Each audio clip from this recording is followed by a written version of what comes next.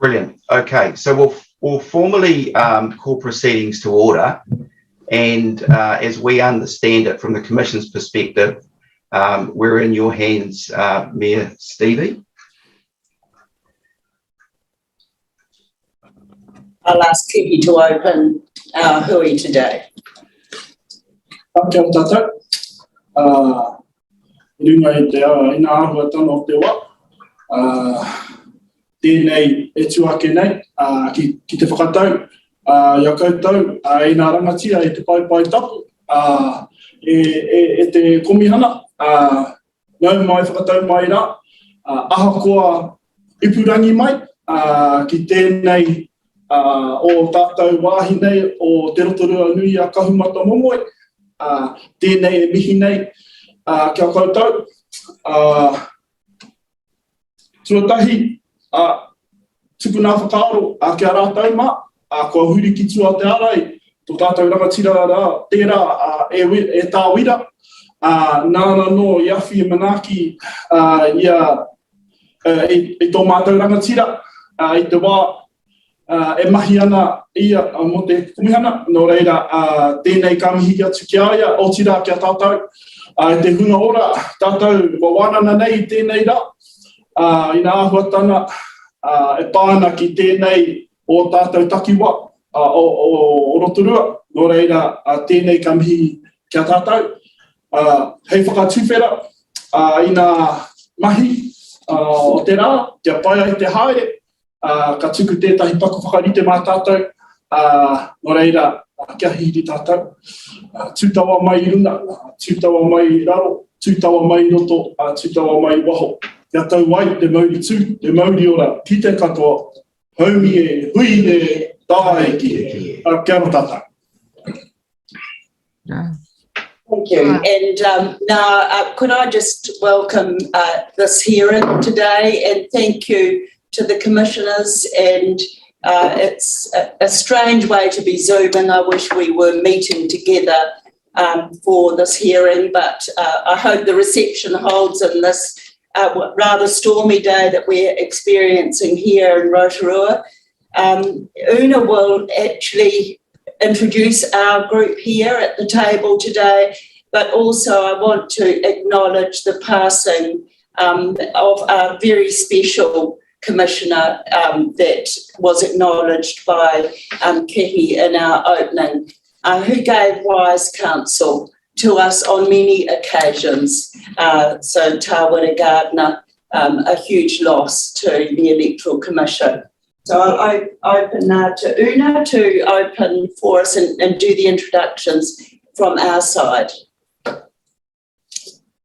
Tēnā tātou katoa. I'm just looking at the run sheet, Brendan, and just wondering if actually the introduction should come from yourselves first as the Commissioner.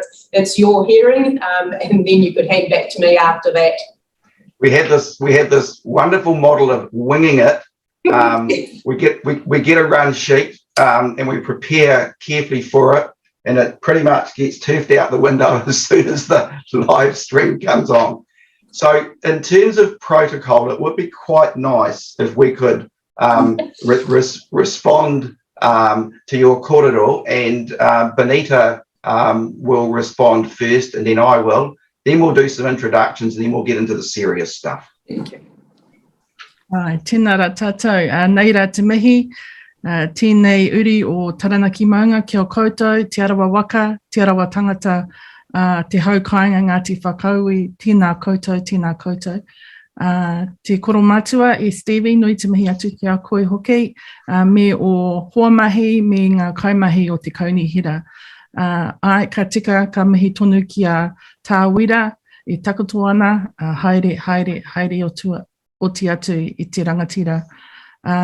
Nui taku aroha me te mihi ki tōna whānau, kia tātou anō hoki, mō āna whakamārama me āna mōhiotanga, e pāna ki tēnei mahi o tātou i tēnei rā nō reira, anei te mihi o tēnei komihana, kia koutou, tēnā koutou, tēnā koutou, tēnā koutou katoa.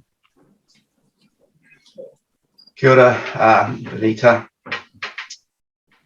The passing of Sir Wira is not lost on any of us. And it is very appropriate that an acknowledgement such as those that have been made by our two speakers reflect the mana of the man. And it's important that in these times of grief, I think it's not inappropriate to recognise some of the fun stuff that that man brought into our lives. And I'll make two observations. The only reason that I'm on the Local Government Commission is because Sir Wira Gardner put my name up. And that means a hell of a lot. Second observation that I make is that as we carry out our hearings in a remote setting, often you'll see a number of us with our heads down taking notes. We haven't fallen asleep, it's just the technology that we're working with. But the observation I make about our dear friend Sir Wira is that when we were in the visual form at a hearing, I noted the extraordinary diligence of the man as he was recording pretty much every word that the presenters were articulating.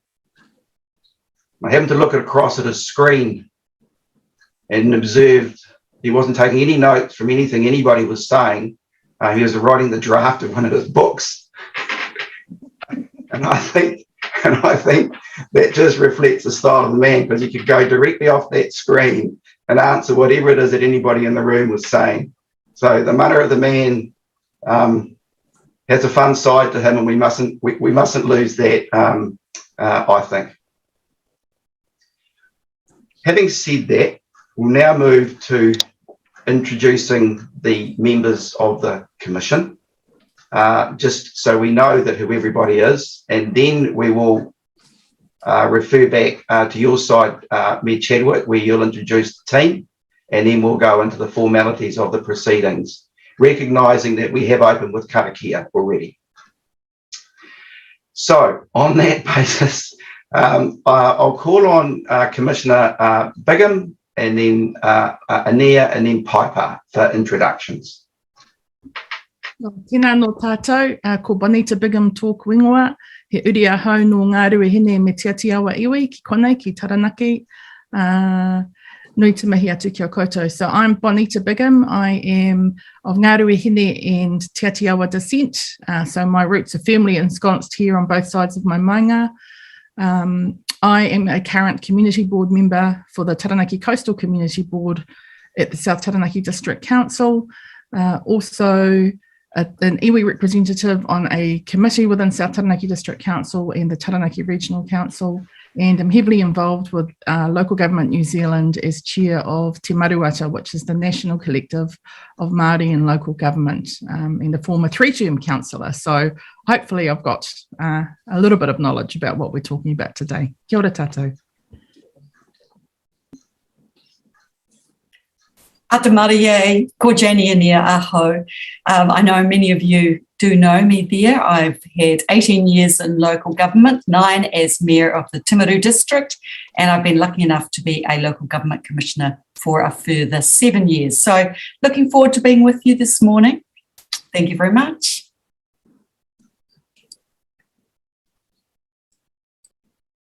Start mute. I've got to use a computer I'm unfamiliar with today because my one let me down. I was just listening to Brendan and Bonita talking about Te Wira.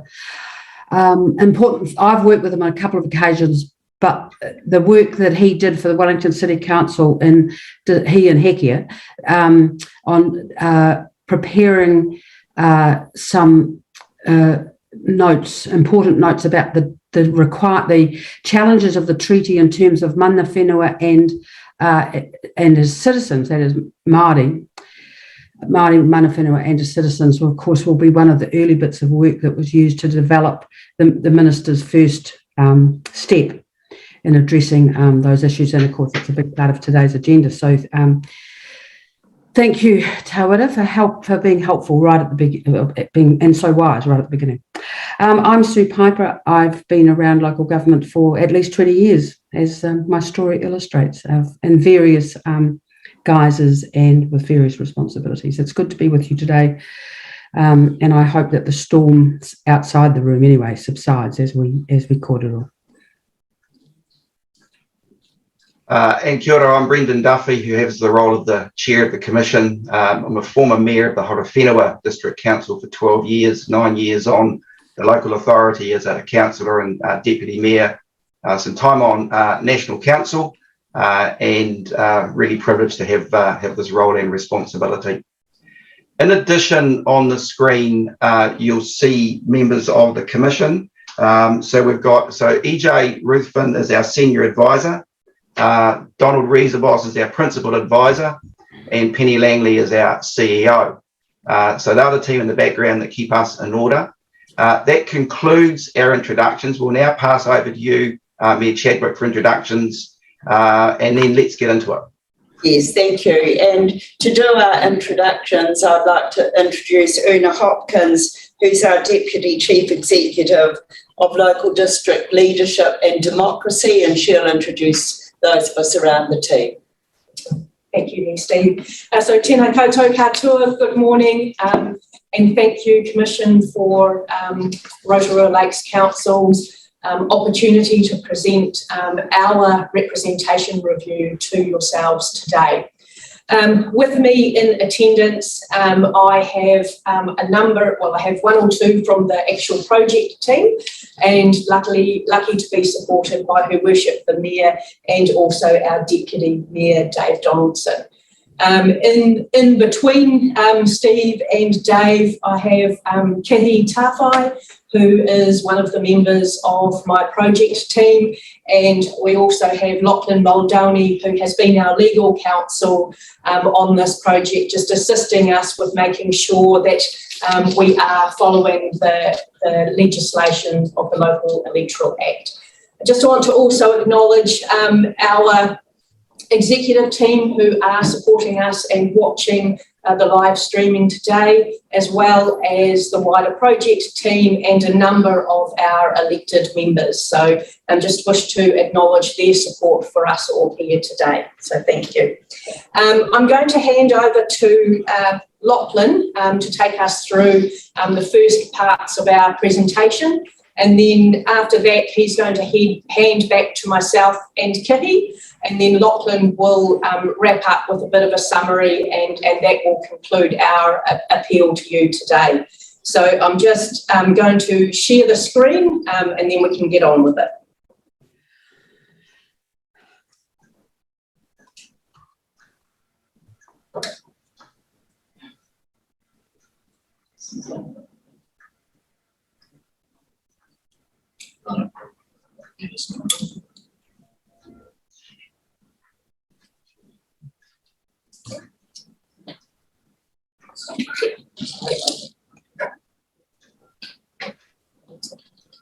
Thank you, Una. Kia ora tātou, ko Lachlan Muldowney Tōrengoa.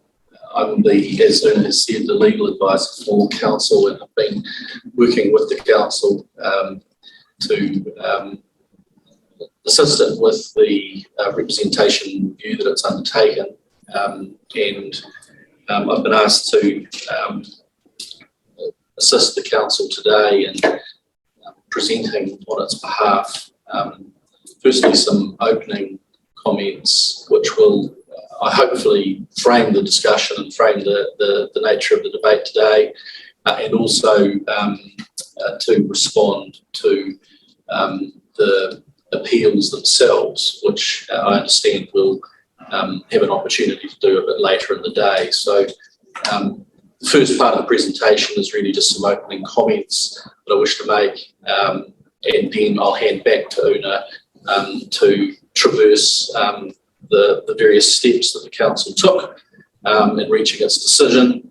And then when Una has concluded, we intend to call on Her Worship Steve to make some further comments around the nature of the decision that was ultimately arrived at, and then we can move into responding to the appeals themselves. Can I just open by saying, I think on behalf of the council, I want to say how very grateful we are for your careful consideration and time that you've allocated to this issue.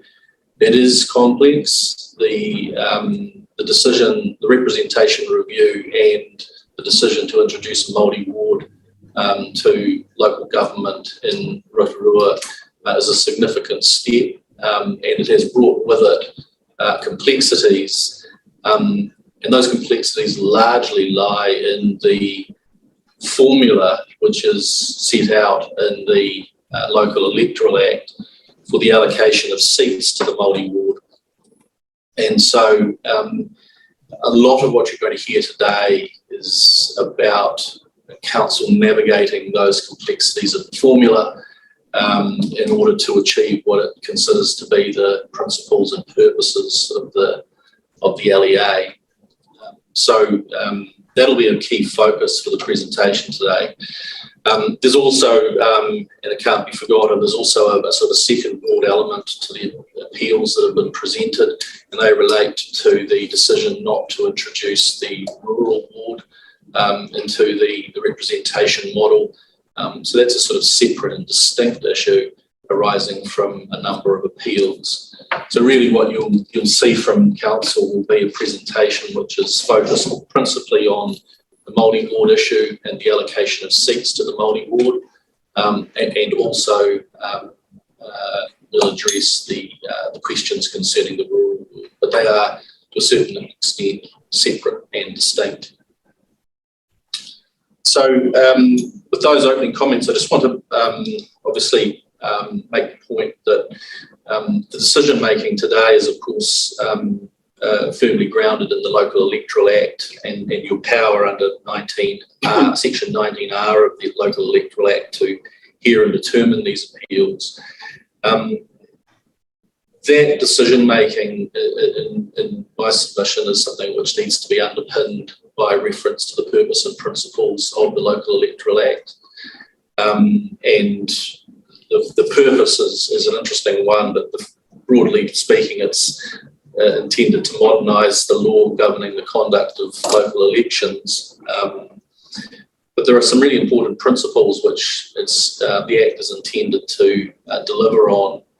And the ones that stood out for me as being particularly relevant to Rotorua Lakes Council was the principle of representative electoral participation in the elections and the fair and effective representation for individuals and communities.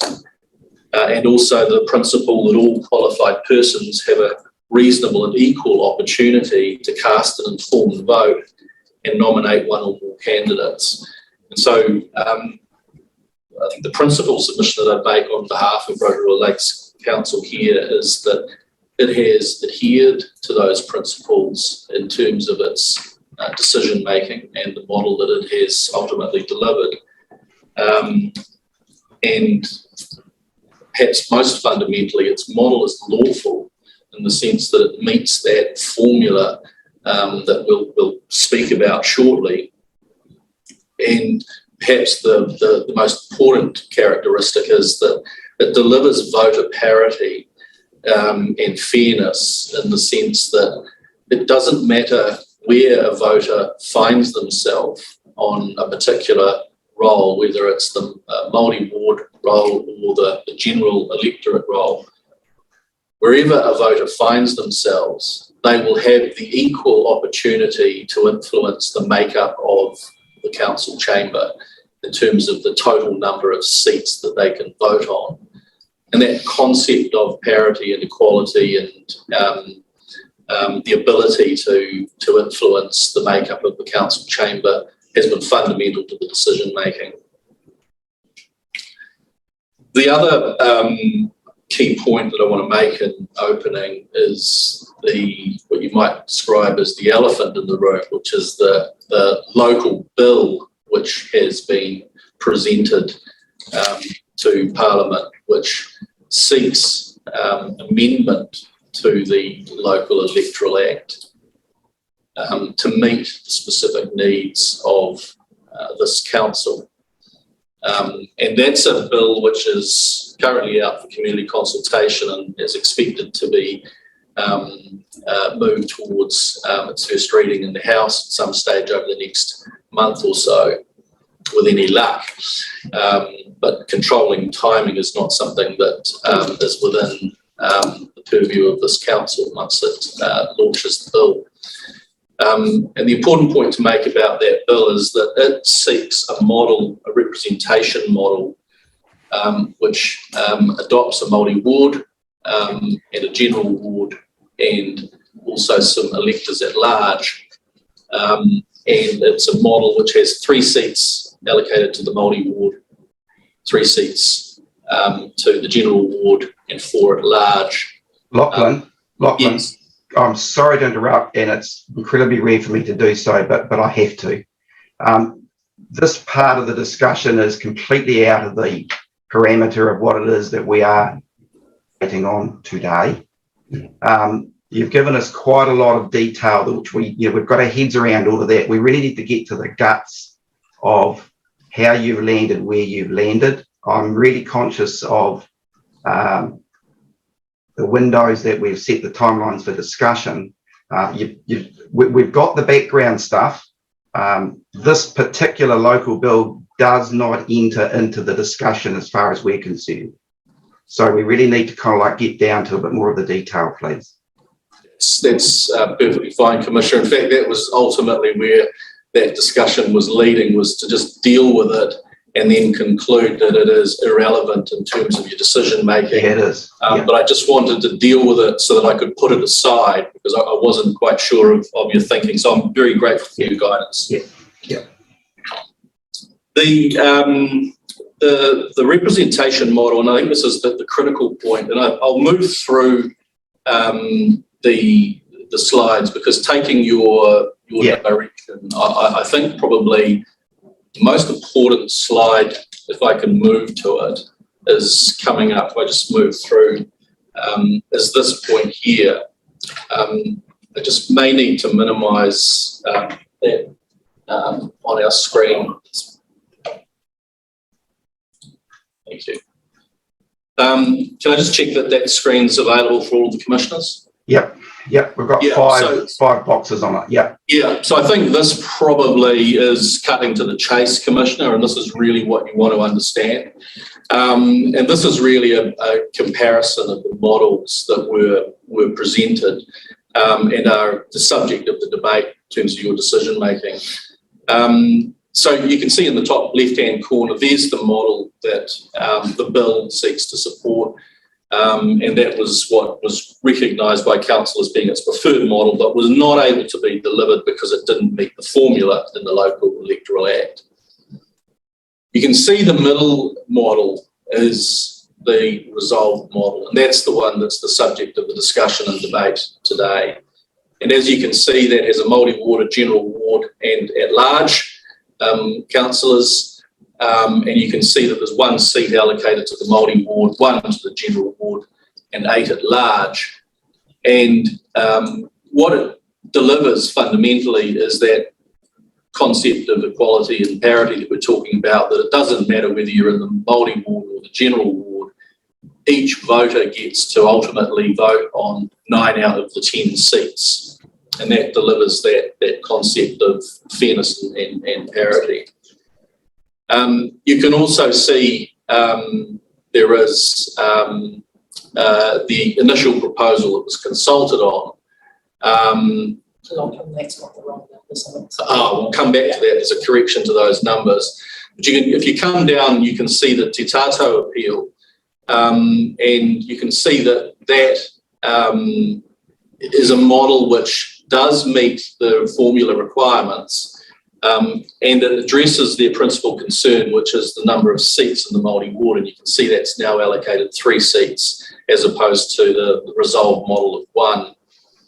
The notable thing about the Te Tātou appeal, however, is that in terms of the total votes that it delivers around the council table, For those in the Māori ward, they would get delivered the total of 4 seats to be voted on, whereas if you're a voter in the general ward, you get a total of 7. So there's a disparity in terms of the level of influence you can have in terms of the composition of the council. And then finally, there's the another model which is slightly different again, and this is one which I think is promoted principally by the Residents and Ratepayers Association, and I think Dr. McPherson and I think McVicker, and you can see that's a separate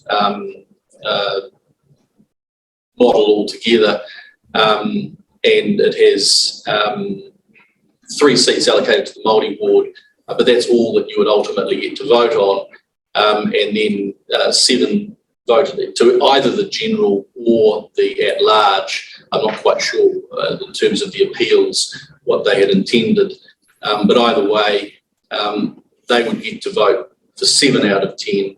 So there's a sort of a disparity again in terms of the level of influence around the council table, depending upon whether you're in the Māori ward or not.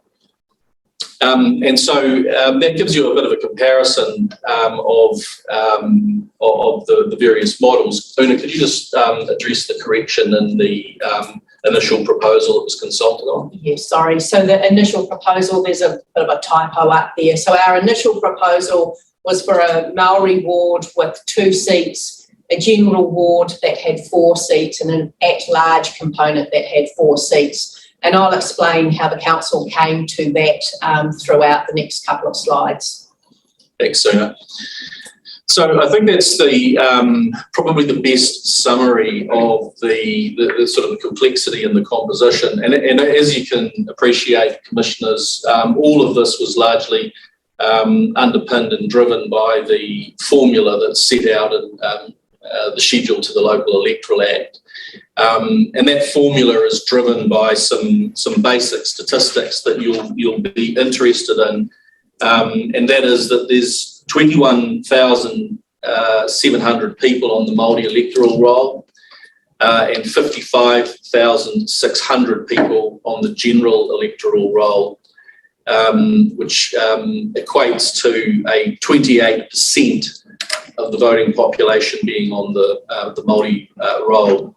And of course, that 28% is fundamental in terms of the way you work the formula, as I'm sure you're familiar. So that's probably the best, as I say, the best summary of the various models. And I think before we hand over to Una to talk about exactly how council ultimately arrived at its resolved model, I'll just pause there and ask if there's any specific questions you have of me. I think we prefer to go through the whole presentation and then we'll dive into questions. Okay, thank you, Commissioner. So I think with that then, if that's clear to everyone, we'll now hand across to Una to just walk through the various stages in the process and as I say, how they arrived at the ultimate model. Okay.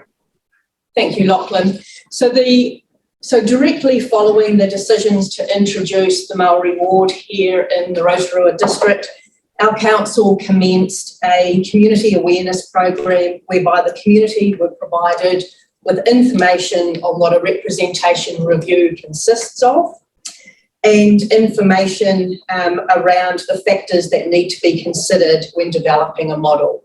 Some 500 plus community groups and or associations were directly contacted and provided with awareness material and directing them to our engagement platform, Korero Mai, for more information and an opportunity to provide comments and undertake a survey if they so wished. In addition to that, a number of presentations were provided to the community, giving them the opportunity to learn something about a representation review and to participate in a Q&A sessions. Our elected members, our community board members and our Te Tātou partners participated in 4 forums where they defined the principles on which to structure an initial proposal. Based on community, iwi and council feedback, 8 different options were looked at, and all of those options were tested against the requirements of the Local Electoral Act.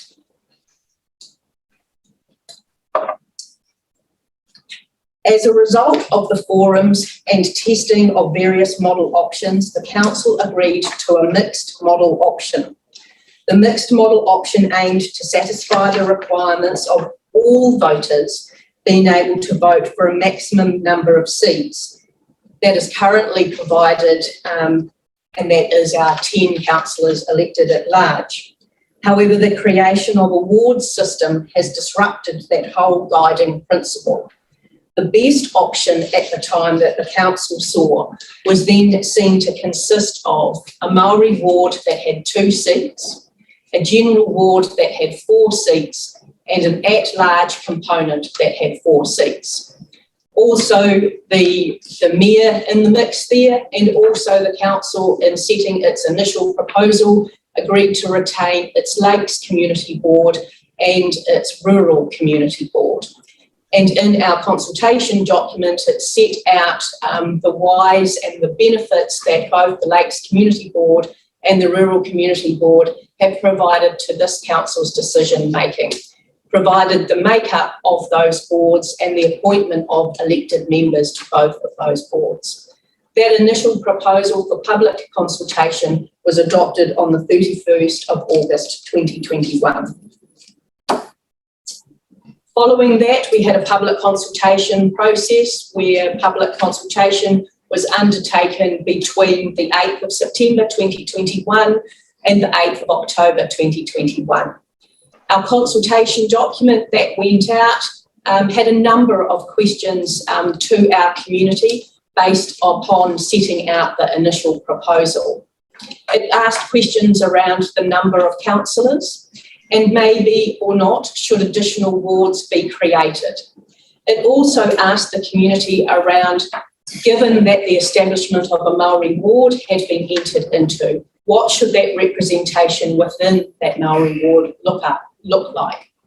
We also consulted and spoke to our community about the identification of communities of interest and whether communities in our district were being represented fairly and effectively.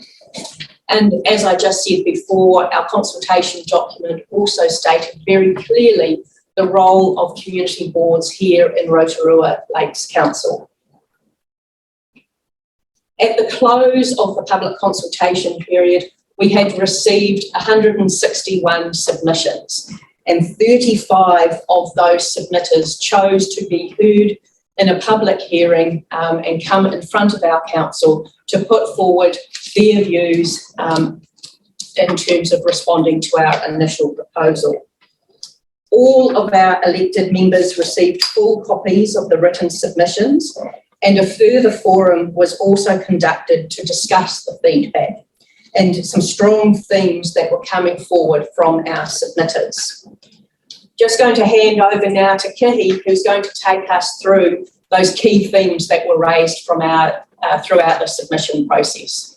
Kia ora tātou.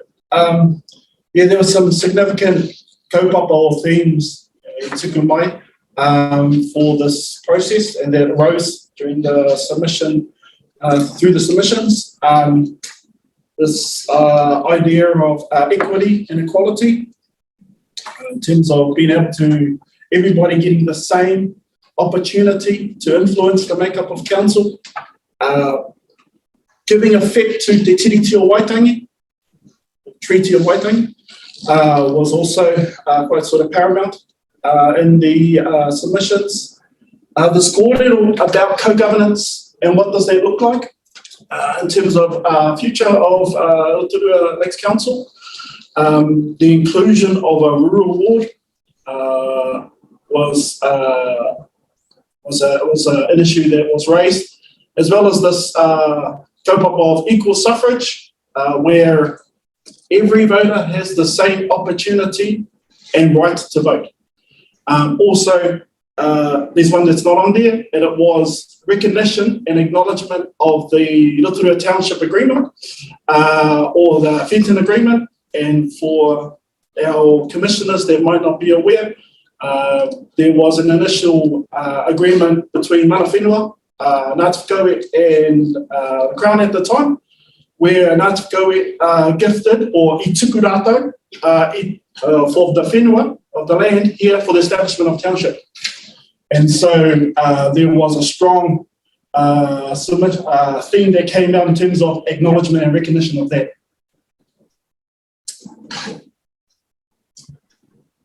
Through the submissions, it was clear that the initial proposal created an imbalance between wards in terms of the total number of elected members a voter could vote for.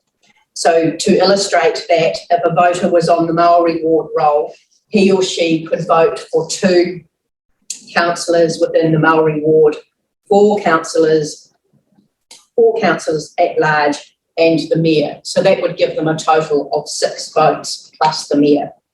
Can you change the screen, guys? Can you just go to the correct screen? Yes, that's right. I am on the correct screen. I want to stay on this one. This is the last one. That's right. Oh, okay. Whereas a voter on the general ward could vote for 4 councillors within the general ward, 4 councillors at large, and the mayor. So a total of 8 plus the mayor. As a result of the submissions identifying this unfairness, council sought to reduce the imbalance by creating equality between the number of seats available in the Maori ward and the number of seats available in the general ward. And this brought us to the position of our ideal proposal, which we've discussed about this morning, so I'm just going to skip ahead at this point. Yeah. So in having a look, and I might just skip that one too, but our ideal proposal has been looked at to consider that and ensure we've got that parity between our voters, that it honours the township agreement.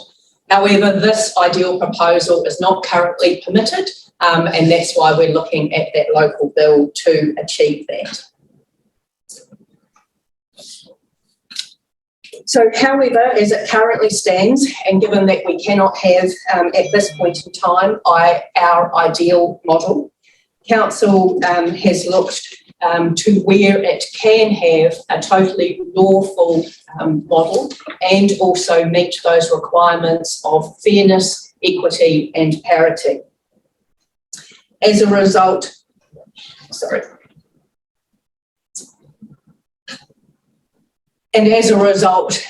the council have agreed to a final position with a model that has 1 Maori ward with 1 seat, 1 general ward with 1 seat, an at-large component that has 8 seats plus the mayor. So again, a mixed model arrangement.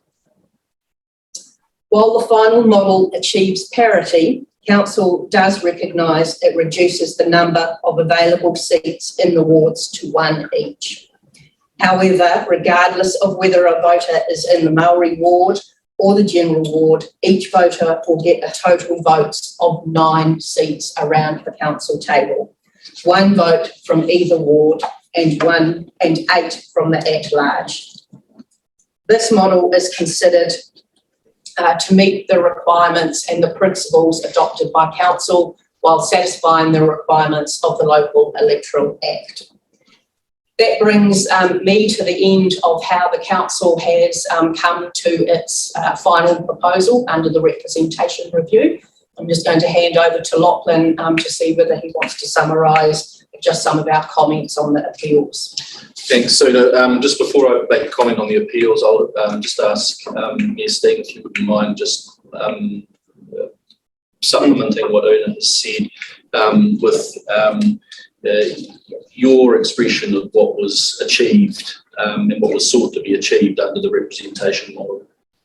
Well, kia ora everybody and good morning, and it's wonderful to have an opportunity to actually sweep on Lachlan, Una and Kihi's presentation to you. And I want to go back to when I became the mayor. I was determined that we would develop a partnership with Te Arawa and very determined about that. And that is the result of now us having a partnership with Te Tātou or Te Arawa, and I'm mihi to you, Te Taru, who's an appellant in another room. And that board has delivered for us at council in partnership. So we would throw in an interesting proposition with the introduction of Māori wards. That was quite a new challenge for us, and how could we do that, as well as the opportunity for the representation review. There's no time more important for us as a district than to have the Māori voice at the table, at the decision-making table of council, not at committee of council. And so the model that I wanted to lead in the representation review, and I wanted it to reflect, was one of met the legal requirements and meets the formula, which for us became really rather constraining, I have to say. A model that is fair and based on equity, regardless of where you live in the district, you will get the same vote, 1 + 8. And regardless of what role you are on, you will get an equitable vote, 1 + 8. So I like the model that we've got, that we've ended on, and I know it's outside the scope, but I think we can do even better. So we are supporting this model. It's legal, it delivers parity, and it is fair. But above all, it honours the Fenton Agreement to have Te Arawa at the council table, where the decisions at large must be made and they need to be represented at that table. So that is my position as the Mayor, leading this conundrum that we've really got today of the representation review, the merging in of the opportunity of a Māori ward, and I would say on the 118 that it's rather underwhelming and doesn't reflect what we'd really have liked to achieve because of the complexity of the formula. But that's the best that we can do today, and that's what we're speaking on today. So thank you for that opportunity. Okay, thank you, Mayor Chair. Is there any chance we can clear the screen so it's really hard to see you guys? We've got three. We do have 3 more slides. Yeah, I think we can. Let's clear it. That's fine. Yeah, thanks. So I think there's a few more slides that we're going to deal with the responses to the appeals themselves, but I see, Commissioner, that there is under the run sheet, there's time allocated for us to provide a specific response to the presentations that are made by the appellants. So with your leave, what I'll do is just simply reserve the council's position to come back to you on that reply, and that allows you to stick fairly closely to your timeframes. Yeah, I think that's a prudent next step in the process. So essentially what we need to do now is the commissioners need to engage and ask questions based on that which you've just presented to us. So we need to allow realistic time, so we're not going to cut it short. Just so everybody knows, we have alerted appellants that there will be a delay, so to be fair and respectful to everybody. So for the next wee while, I'm keen to get, I'll just get my screen doing the right thing. I'm keen to get questions from commissioners, and we'll fire in from there and see where we land. So Commissioner Bigham. Kia ora. Thank you, Lachlan and presentation team. There was numerous reference to providing, and I think I got this right, fairness and parity in the number of votes, whereby the 1 + 8 model would allow everyone to have 9 votes, basically, for council. Just wanting to know, what evidence do you have to support that argument, and what evidence do you have that Māori would take up that opportunity, considering historically low general voting rates and even lower Māori voting rates? So what evidence is there that Māori would actually utilise those other 8 votes? I might need to hand over to the team to talk about anything that they had specifically in terms of evidence. But of course, I mean, I'm sorry. Hold on. We need to get this right. So, so the decision makers. So your question is to the decision makers, which are the elected individuals. Yeah. So surely the elected individuals will be the ones that will answer these questions. I'm happy I'm to just trying to answer. see, where are we? Where's the... submissions. So we're at the point now where we're trying to understand how the decisions were made, and they're made by elected people. So I'm assuming, where's Mayor Steve? I can't. I'm here.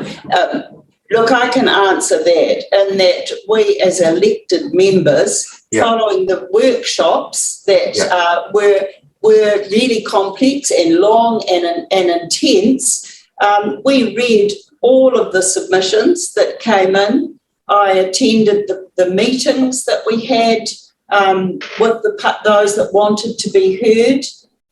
And on fairness, I believe that the model that we came up with is a better representation. I would have to say, Benita, as I said in my opening address, we all were very emphatic about wanting 334, but we couldn't have it. So that's the conundrum of the Electoral Act as we find ourselves in. So 118 is the start of a process, and then we have the other process going in tandem. Okay. I don't know if you want to speak to that. Well, like Mayor Steve, kia ora, commissioners, and particularly tēnā koe, Benita, attended all the workshops, and a number of those were held on Marae and in other community spaces, read all the submissions, and the overall theme that came through was people wanted fairness. They wanted to be able to have the same influence in the makeup of council. That's the strong message that I heard from those workshops and from submissions, the written submissions. If anything, your question, Benita, about will there an opportunity for the 1-1 be taken up, I'm very sure it will, because this process has heightened awareness actually of the lack of parity at the council decision-making table. Okay, Benita? Ka pai, thank you. You're good? Okay, Commissioner Anea?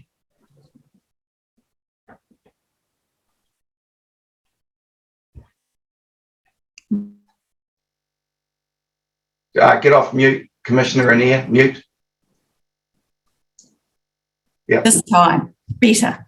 I was just, when I was reading through all the information that you have given us, you started the process with 3 guiding principles. So you wanted to keep it simple: Māori ward, general ward, at large, 10 total members, 1 ward, 3 Māori councillors. Is that correct? And keeping the community boards. Keeping the community boards. Thank you. Community boards. The rural board has delivered, as has the Lakes board. Thank you. So help me understand, if they were your 3 guiding principles, with your final proposal, you seem to have shifted away from those 3 guiding principles. I think we firmed them up, actually. I do think that they are stronger in what we've delivered, and will be even stronger with the local representation bill. You mentioned, Mayor Stevie, at the beginning that it was really important to you to get Māori in the decision-making process around the table. Council table, yes. So if those guiding principles that you talked to your community and you shared with your community reassured them that you wanted 3 Māori at the council table, help me understand why that is not part of your final proposal. apart from the fact of what you wanted in an ideal world, which can't be delivered. Yeah. But let's go back to what you talk to your community about. Well, I didn't talk, we listened actually, Janie. We put the model there and listened. What actually changed for me at the table was when Ngāti Whakaui came to council and reminded us that this township was developed on the Fenton Agreement, and we've never honoured that. We've really enjoyed our partnership with Te Tātou Te Arawa, but they sit at Committee of Council only. So they do not sit at the council final decision-making table. So it was the reminder from Whakaui about the Fenton Agreement that absolutely convinced us, or it convinced me, I found it very convincing, that this is why this model is the fairest that we can deliver under this complex formula that we've got. But the final model still doesn't guarantee Māori seats at the council table, does it? One. Yes, it does. One. Yeah, but you went out. Seat and 8 at large. My question was seats at the council table, because you went out to the community with the basic guiding principles that there would be 3 at the table. Help me understand why you think that your formula is going to get more Māori, more than one Māori at your table. Well, I think they're clamouring to take part in the election regardless of the outcome of this. You will find that as we've got now, Māori who are not there elected by Māori on the electoral roll at large sit at our council table now. So you must accept as a commission that we've got Māori members at council, but they were not elected by those on the Māori electoral roll. That electoral roll is an imperfect tool and was established for general elections, never for local body elections. So just help me, how many Māori do you have on the council now? 4 out of 10. Thank you. But they're not elected by those on the Māori electorate. No, I understand that. And Janie, they may choose to, well, not the individuals, but any individual can choose to stand on the 8. But this gives a surety of 1 plus 1. Thank you.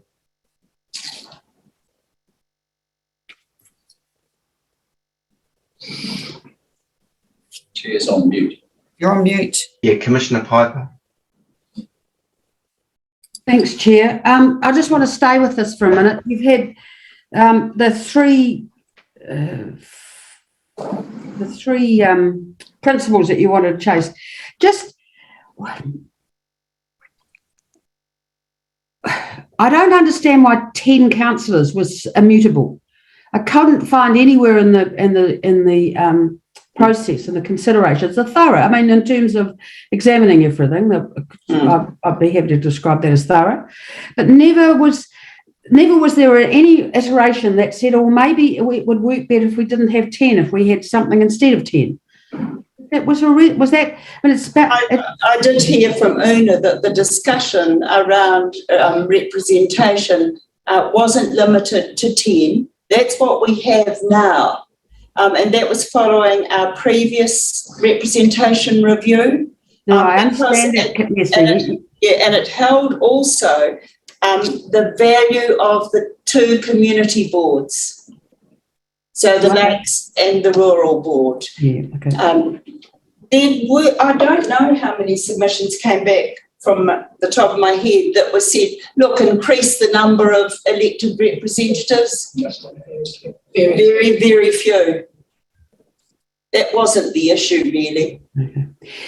The issue of this parity of a vote, where in the local electoral act does it say that is a criteria for determining the representation arrangements for a district or regional council? Oops, I haven't got the act in front of me, Janie, but I'm sure Yeah, Lachlan will. it doesn't necessarily use the word parity. As I say, it comes back to those principles that are set out in Section 4. Okay. Fair and effective representation for individuals and communities. Yeah. And that's representation, isn't it? Not delegates. Yeah. Well, how else is representation but through delegates on council? There can be differences. Okay. So if I look at the strength of Te Tātou, there are 14 on the Te Tātou board, 2 of whom sit on our 2 major committees of council, but they are not at the council table. So they're recommendatory only to council, and then they're not there at council. No, I promise you, I understand that. Let's just go back to the Amendment Act. What is your understanding of what Parliament's intentions were with passing the bill establishing the procedures for the establishment of Māori wards? Well, so if I could speak to that, we were poddling along very happily with Te Tātou Aotearoa, but always knew that there was a greater call, especially here in Te Arawa, for more effective representation at the council table. So the Māori ward was not unwelcome at all. It just threw another conundrum that we had to manage through, and what could a Māori ward look like in our representation review. And we couldn't have the 3, which was our preferred model. Well, I've read Minister Mahuta's comments carefully, and I know she's just one parliamentarian, but she is the Minister of Local Government. And she was talking about Māori's rights as citizens as opposed to those rights that they have as mana whenua. Yeah, that's participation, Sue. And we have, for us, participation has given much more depth and effective ultimate decisions. Okay. But they're not there at that decision-making table, which in a Māori ward there will be. And my last question really is that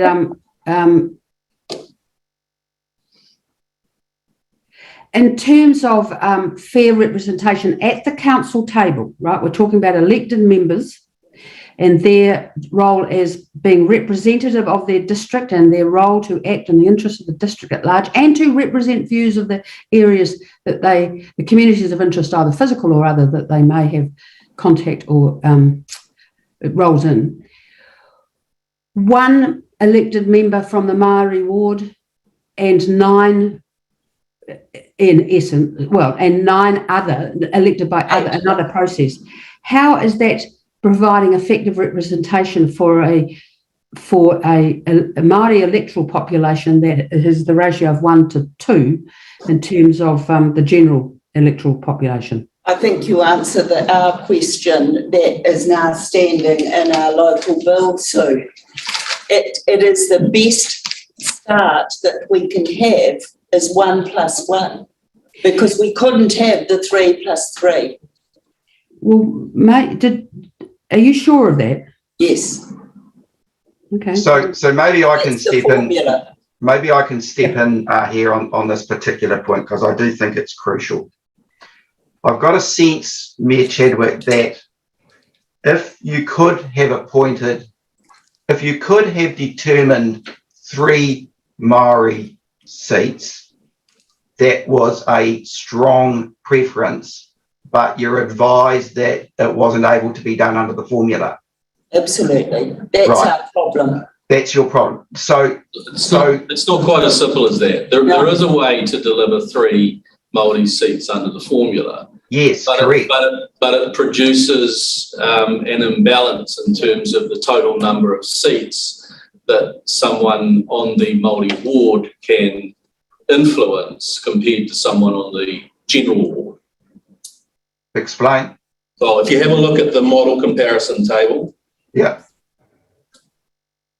it's really the Te Tātou appeal position that probably captures this best, because under their appeal, they've got the 3 seats for Māori, And then what they've done is to make the ratio work, they've got 6 seats in the general ward and 1 seat in the at-large section.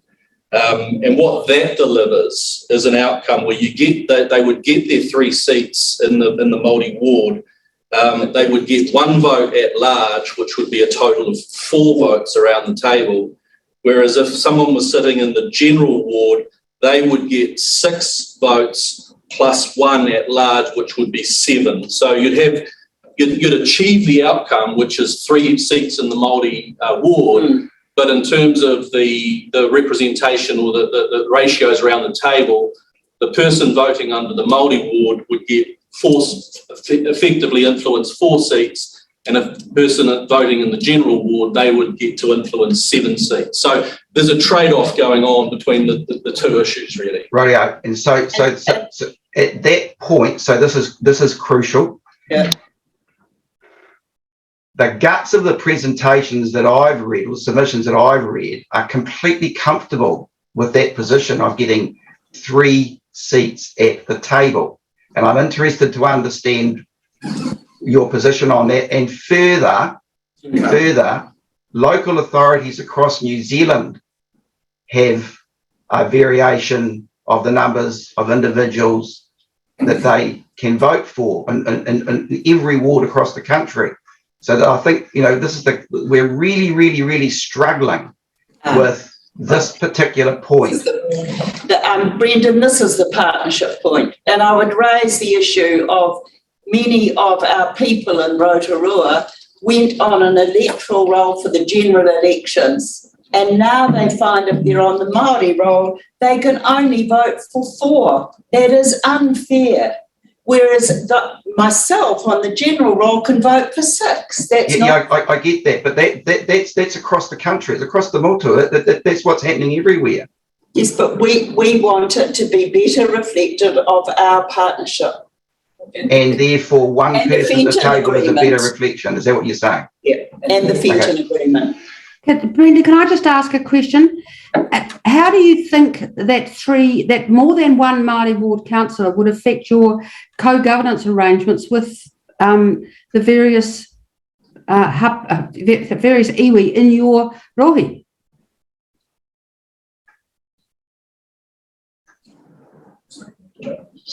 Who did you ask? I asked the council. I'm hoping that the mayor or the deputy mayor might be able to answer the question. Oh, sorry, I thought you put it to Una. Could you ask it again, Sue? Sorry. Sure. How do you think having Māori wards, Māori councillors, 1, 2 or 3 might, or more obviously, might affect the co-governance arrangements you've got with iwi in your rohi?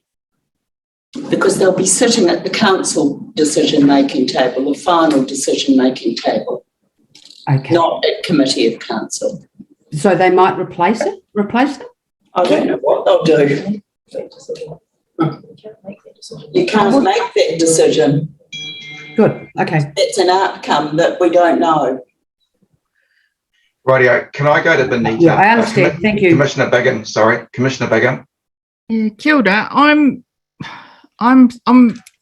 hung up on council's rationale to ask for what council believes is this parity thing around voting with 1 Māori ward, and almost what I'm starting to interpret as a reliance on Māori standing in the general wards, which you can never guarantee, to achieve the same amount of interest. And yes, okay, they may have the same amount of voting power, whereas we've read quite strongly from Te Tatau that they're happy with having effectively less parity, quote unquote, in the voting to have 3 seats at the table. So I'm just trying, I can't quite get my head around council's insistence to have that set up versus what iwi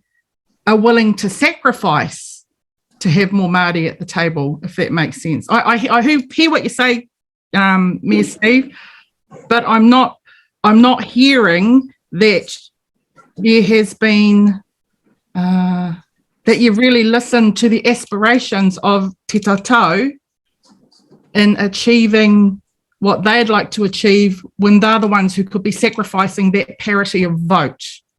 So that's a question, Benita, with respect, I think would have to go to Te Tatau about why they differed from the council decision that supported fairness with 118.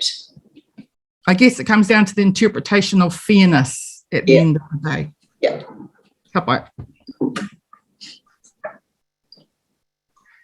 Sorry, I'm just deep into reading my notes. Look, I think we might stop there. I think we've drilled down as much as practical, and maybe as we go through and hear from appellants, that might allow us to pop up some additional, sorry, my head down, some additional questions. Just bear with me on, where are we? What's the time? 10 o'clock, okay. Right, let's agree that we'll now refer to appellants, and appreciate that as the appellants make their observations, we may identify questions that we'll keep a record of those questions to pass through that can be responded to in the right of reply later on. Now, we will get a break somewhere. I'm just not quite sure where yet. We'll just see how we go. So, Penny, if you're able to call Alan Wills in. And yes, I'll do that now. Alan's here with us, so I'll just push the button. And Commissioners, if you go to page 151 for Commissioners. And Alan is joining us via telephone, so we'll just, hopefully that will all work out okay. Okay. Great, so Alan is in with us now. Alan, I'm hoping you can hear me. When you're ready, if you can unmute yourself, you should be able to do that by pressing *6 on your keypad.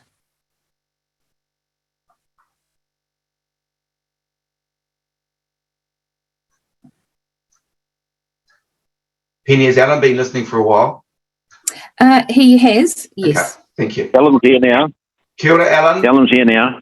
Thank you for coming on board. I understand you've been listening for a wee while, so you've got a bit of a sense around the discussion so far. Yes, I have been listening for 10 minutes or so. Okay. First of all, could I say good morning to Yubi, Brendan, Correct. Janie, Sue and Benita. Okay. Thank you for hearing me.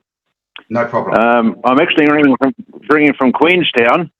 We're just coming off the Fiordland Sounds for a 6 or 7 days cruise down there, and so I'm back in the real world.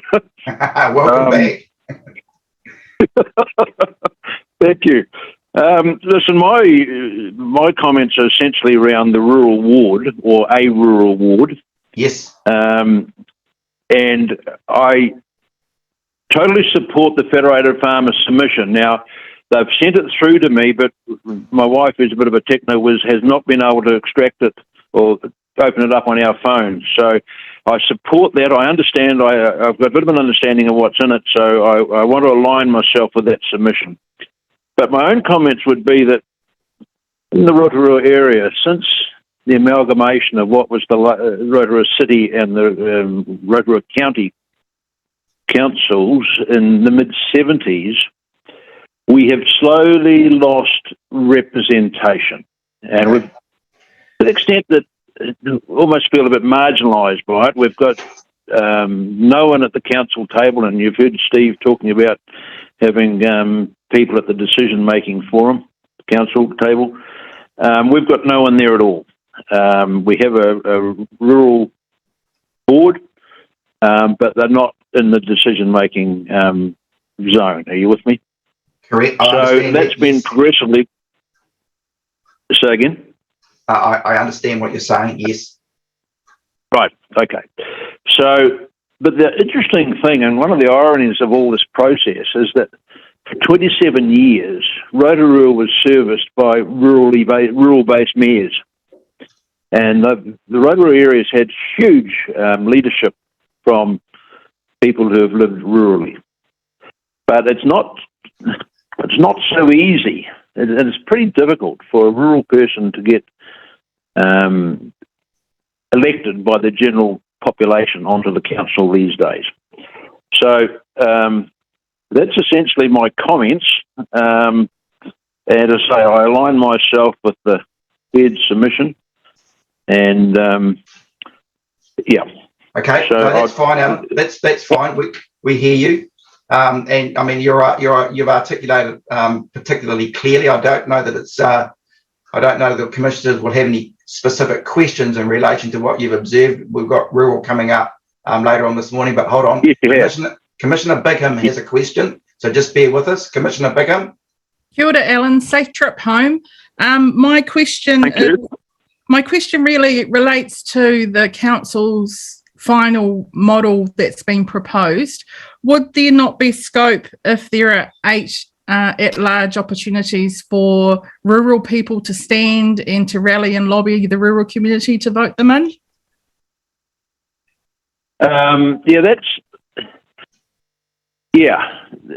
We can't swing the vote.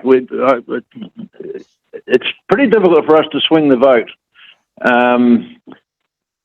And we feel that as a section of the community and a significant financial contributor to the region, that there's a damn good case that there is a rural representative at that council table designated with a rural ward. Yeah. Sure. And when you say you don't feel that you'd be able to swing the vote, is that because according to the statistics, the rural community only makes up about 20% of the population? Would that be the difficulty you'd face? Yeah, I think that's a pretty generous percentage, isn't it? Seems to be, but yeah, just wanted to get some clarification there. Thank you, Alan. Okay, thank you. We'll move to Commissioner Anea. Hi, Ellen. Janie here. Hi. Just Yes. one question. How do you think the Rural Community Board is performing? I know that you prefer to have a voice at the table, but how do you think this relatively recently, Community Board is actually doing? Well, I think they've done a good job when it comes to sorting out problems with roads or something that's wrong here or something that's wrong there. But I'll give you an example. Not long after Steve Chadwick came into the Mayoralty, she changed the name of our region from the Rotorua District Council to the Rotorua Lakes Council. Now, there's a significant number of us in the rural area who live south of Rotorua who don't consider ourselves to be lakes. We're the rural area to the south of Rotorua.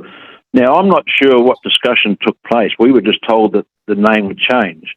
But surely if we had a rural representative at that council table, they would be saying, well, look, you're missing someone out here. You know, down at Queenstown, there's a classic example here of a name change, and I don't know when it was, but it's now called the Queenstown Lakes and District Council. And so those are the sort of things that are getting past us at the moment. Yeah. Ellen, you used that example. Yeah, so you used that example, which is very helpful. And I guess when Mayor Stevie was first elected and the name change happened, there wasn't a community board then. So I guess that name change. No, nothing. No, but that example, if you used it now, would have gone to the community board to comment, wouldn't it? It probably would have. Yes, it probably would have. That would be fair comment. Yeah. Thanks, Alan. But I'm not sure whether, you know, when it comes to a vote, they're not at the table, are they? Correct. Thanks. Rightio. Alan, Cheers. we're done. Thank you very much for getting into a position to be able to come in by phone from your holiday. And thanks for the observations. Yep. Well, it's too important. I mean, I've lived in the rural area for off and on for 70 years. So, and these reviews only come up every 6, I understand. So we've got to make a strong stand here to try and get something to work a bit better for us. Appreciate your commentary. Thank you very much. Thank you, Brendan. Cheers. Good night, everybody. Cheers, Alan. Bye. Penny, will go to Justin Adams, page 206. Sure, I will bring Justin into the meeting with us now. One moment. Brendan, Mr. Chair, I was going to call you Madam Chair for a second. I know it's highly irregular, but I just need to go off stream for a second, but I can still hear. Okay. Yep. No, that's fine. That's fine.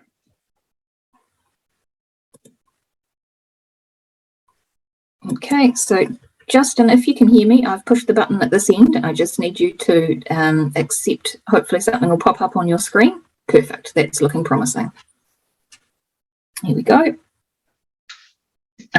All right, Justin, you're in the meeting with us now. When you're ready, I can see you've unmuted any minute now. Oh, look, video as well. Over to you, Brendan. Kia ora, Justin. Welcome. Thank you. Apologies for the slippage in time, but I understand you've been observing. Yeah. Fantastic. So you've got a bit of a handle on it. We've got your submission. We're in your hands for your observations. Okay.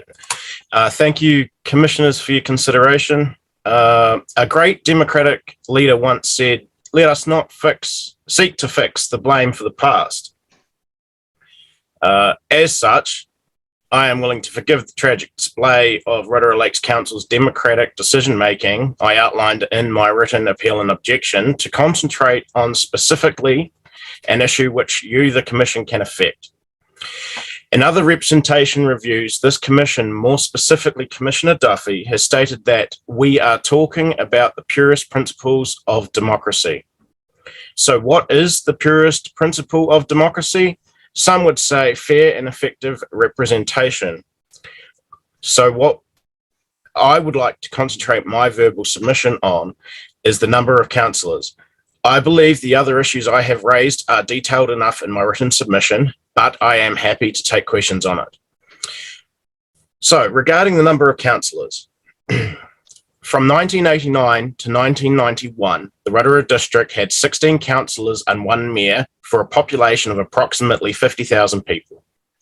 From 1992 to 2010, the Rotorua district had 12 councillors and 1 mayor for a population of approximately 65,000.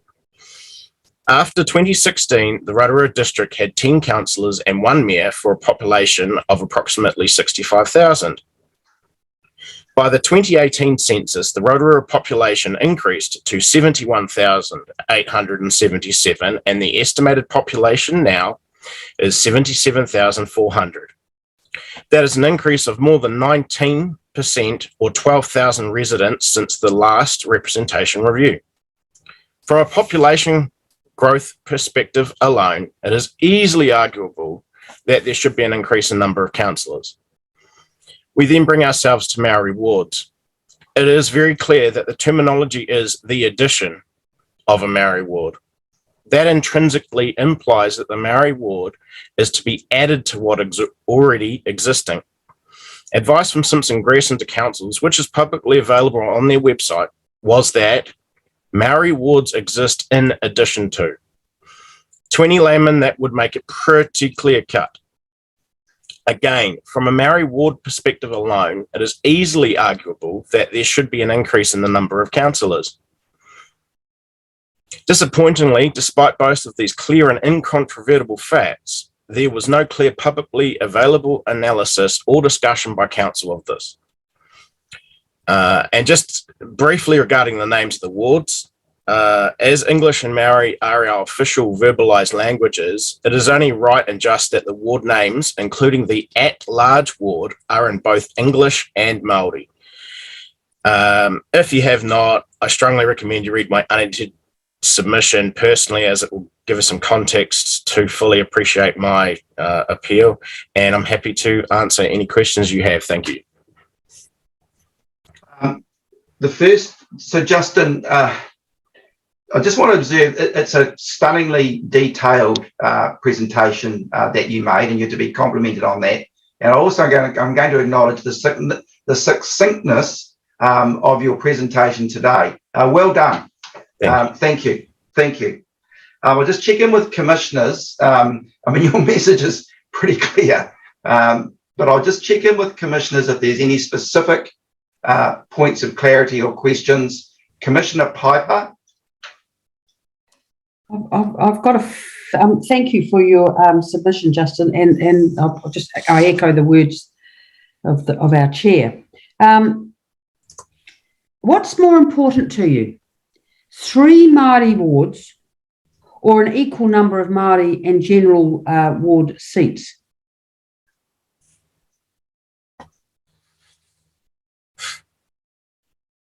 That's a very good question.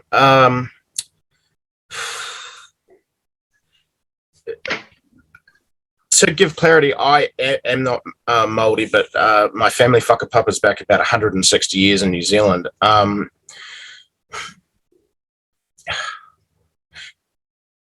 Probably 3 Maori seats, and on the basis that that's the formula that the law says.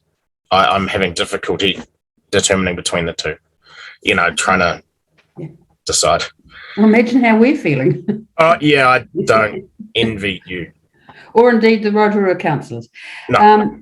Would you? Would you? Oh well, no. I think you've answered this question. As I was going to ask, would you support a larger number of councillors? And with 3, and of course the answer is yes. So I'm demonstrating simultaneously I was and wasn't listening to you, but I have read your submission. Thank you very much. Thank you. Just fellow commissioners, you're fine. Yep. So Justin, again, I'm going to say to you that the detail that you've presented is crystal clear to us. We understand what your views are. You've summarised that succinctly. Thank you very, very much for the effort and the energy that you've put in. Thank you. Well done. I think with Penny, can we get Mike McVicker? So Mike is next in our schedule, but unfortunately, to the best of my knowledge, Mike hasn't joined us. So if anything on that front changes, we might need to circle back to him. But we do have Shirley here, so I can bring Shirley in. Let's do that then. I will go to Shirley. I'm just trying to line up time so we get that break at about where we've planned. So if we can get Shirley to come on in now, that would be great. And commissioners, if you go to... Sorry. I'll do that now. Okay. And commissioners... where are we? 117.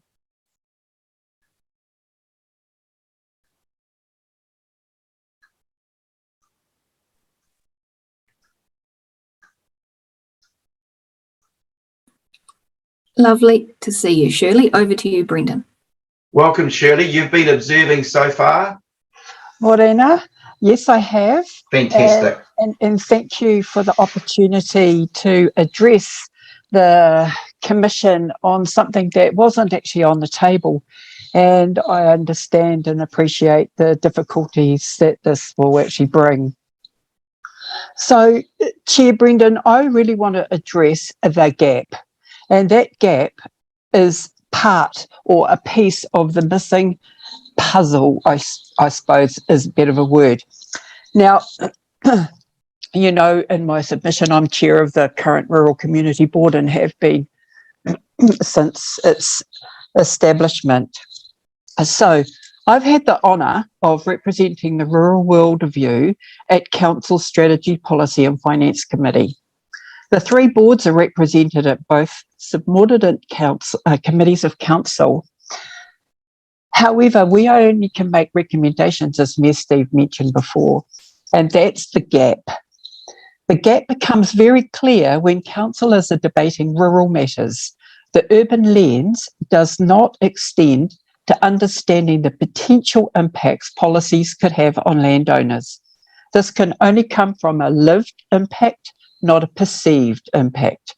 A rural representative provides practical lived experiences and provides diversity of thought. In 15, the determination of the Electoral Commission at the time was to introduce a rural board. And that was based on the success of the Rotorua Lakes Community Board. When this is drilled in further, no meetings were actually held in the rural community. It was held in a pop-up style shop, and the submissions at the time favoured a ward then. That's back in 2015, and council believed that a community board would be a better fit. Fast forward to 2021 and another representation review. The board took the limited opportunity, obviously through COVID, to meet with some of our representatives around our community. Now, sadly, one of our representatives, Ngāti Tahu Ngāti Whawa, decided to not submit for a rural ward because they understood council's reluctance to actually take on a rural ward seat. And so that's a shame. And I spoke to her again this morning, and sadly they were unable to provide any further comments, which I would have loved to have given to you. The overwhelming majority spoke of a ward as being the best fit. The reasons are around policies. Now, I'm not going to go into policies and etc., but having someone at the decision table where the sector is 80% of the land mass of Rotorua, and we represent 20% of population. So there is a disparity in size of rate take, economic benefit that the rural community bring, and yet we are not classed as a distinct community of interest. The rural sector is a distinct community of interest, and introducing a dedicated board fills the gap. We all talk about gaps, but do we truly understand what it is? Or is it a platitude often bandied about by well-meaning people? Because when it comes to rubber hitting the ground, it seems it is all in the too hard basket. We talk of boundaries, we talk of plus or minus 10%, and other difficulties as barriers to be able to meet fair and effective representation. The introduction of a Māori ward in Rotorua has given the rural sector an opportunity to state their case for a much wider and more inclusive model of representation. The model of 811 is a simple yet effective split and touted as being a good fit. However, it was not an option that was mooted publicly nor debated by elected members as a whole. For a rural ward, we needed to have 12 councillors. A group of us at our workshops had come up with what we had determined as a fair and effective representation, but was told it didn't meet the plus or minus 10% rule, so the model was discarded as unavailable. Yet right now we have a model that was not given due consideration by elected members, let alone public consultation. Councils across the country are leaning more and more towards at-large representation in the belief that this will provide fair representation across the district. This is a difficult assumption to make. At-large does not reflect nor represent communities of interest, but more of a centralised view around a decision table. A local government commission agreed in 2018 that from a statistical perspective, Gisborne moving to at-large elections risked rural areas having no representation on council and wrote, and I quote, "The preponderance of urban electors must at least create a risk of urban voters and candidates dominating elections."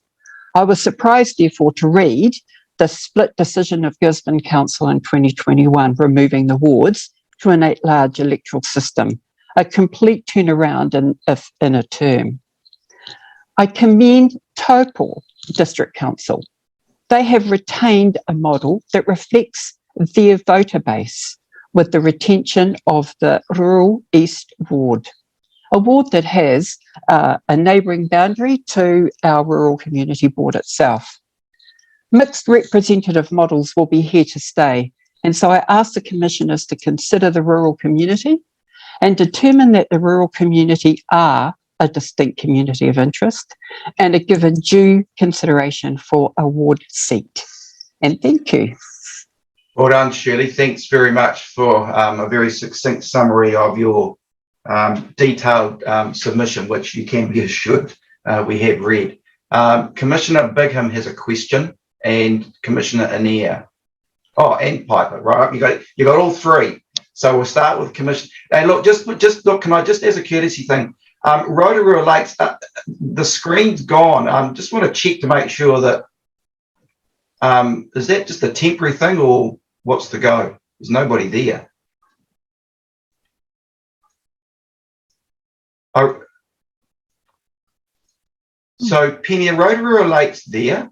Yes, we are. Yes. We've just turned our video off so that we can watch the continuing conversations that are going on. Oh. Okay. That's different. Okay. Rightio. So we'll go to Commissioner Bigham. Kia ora. Thank you, Shirley. Lovely to see you this morning, and thank you for your comprehensive submission. It was really interesting reading. Just picking up on one of the comments you made just this morning, Shirley, when you talked about not all elected members had the opportunity to debate the final proposal. Are you saying that the Rural Community Board wasn't made aware of the final proposal before it went out? The 811, no, it wasn't.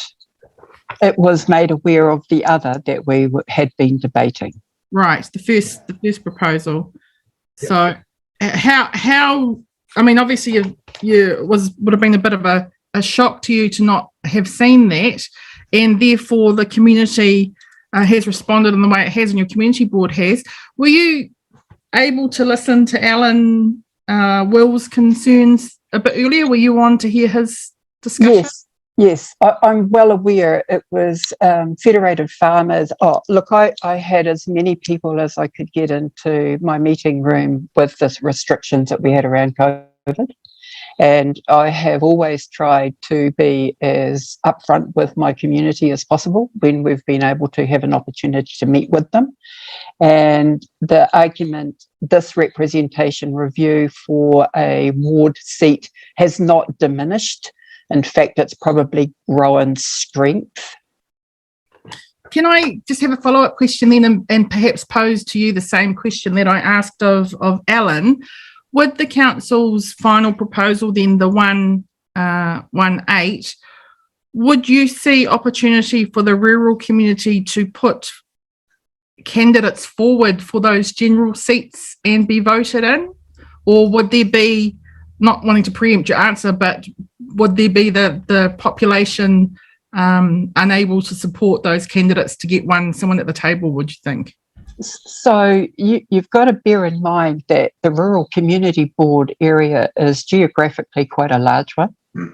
And we have pastoral, we have rural villages, etc., etc. So in order for a candidate to be well known, you actually have to have a public profile. And when you have 80% of the population living actually in an urban environment, there just simply isn't enough people in our rural community to take the opportunity to be elected, really. So you do need to have a public profile. Kia ora. Thank you, Shirley. Thank you. Commissioner Anea, and then Commissioner Piper. Good morning, Shirley. I've got a couple of questions. Where do you consider the rural communities of interest are in the district? And if you were drawing up a boundary for a rural ward, where would that boundary go? So I would stay exactly with the Rural Community Board and their geographical boundary. We've spent the last 2 terms building a relationship across the rohi, and we have established a really good rapport with a number of residents, and a rural ward councillor would be able to benefit from that previous engagement. So Shirley, just as far as voting goes, should there be a single member rural ward, would your members, do you think, or the rural community, would they be comfortable that they would only get 1 vote towards the makeup of the council? They would have a ward vote only, but if there is an at-large portion, they would still meet that. And we'll. So would there need to be a at-large portion, or would they be very comfortable with just having a seat at the table? The people that I've talked to are happy for a seat at the table. It's not the number of councillors that you can vote for. It's just the same as a regional council. You only get to vote for certain people in a regional council, and I see this as no different. Thank you. Do you think there would still be, should there be a single representative at the table, do you think there's still a strong need for a rural community board? Well, I know in Taupo they have a very, this is their first term and they've got a representative committee, but their representative committee has worked very well in the Mangakino, Poakonu area. And I know the councillor at the Rural Ward East councillor is actually establishing that same kind of network across the community, and she's only had one term. So, yes, look, either a representative committee paid for meeting attendance, which is what they have, or a rural community board. It's something that is easily resolved either way. Thank you. Mr. Piper.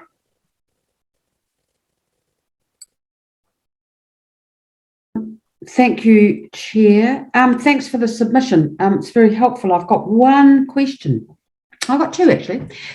Come to think of it, has the community board discussed with the council the voting system, the first past the post versus STV? Are you aware of any discussion about? So, Sue, in the first term of the Rural Community Board, we had a by-election and we had to choose first past the post at that time. So our council is locked into that. But rural communities are well and truly well versed in STVs because the majority of our electoral processes for a number of boards are through STVs. So we're well and truly versed in that. Okay, thanks. And have you got, as the community, have the community boards, because there's two of them, do they sit at the table at all during council deliberations? Oh, thank you, Sue. You've just asked me the most brilliant question. So this is our concern. We have been very fortunate under Mayor Steve's leadership to be able to sit at a number of committee tables. And we have a member at each of the substantive committees of council. And we have also been placed on a number of other committees in and around council. However, going forward, there is no guarantee that the community boards will be at the table, or even Te Tātou or Te Aroa as a partner. And this is our concern. Now, if we were continuing with Mayor Chadwick's leadership, I'd have no hesitation in saying I would see the community board staying as of benefit. But there is no guarantee because nobody can lock in a situation for the next council. And so it'd be up to whoever the new mayor is. And we are well aware that two mayoral candidates do not want the boards at the table. Thank you. And that makes us ineffective. Thank you. Thank you very much. And thanks for your... Okay, we just go back to Commissioner Bigham, last question, and then I think we're done. Oh, thank you. It's not actually for Shirley, just asking perhaps in the council's right of reply, if I may. Having heard that the community board wasn't consulted about the final proposal, can we just have some responses to what the rationale was?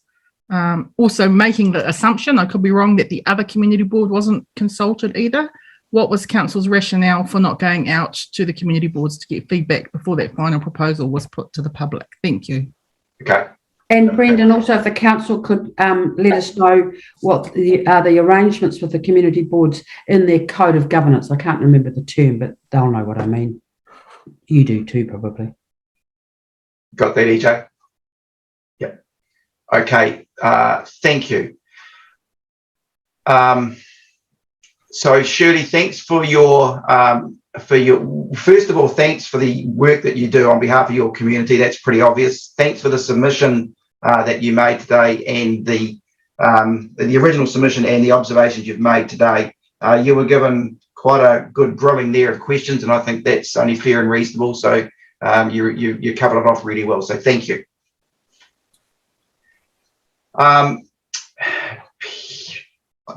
We need a break. We need a break, Chair. I need one. Yeah, we need a break. So can we adjourn? I'm just trying to find Penny. Penny, can we adjourn till 11 o'clock, quarter of an hour?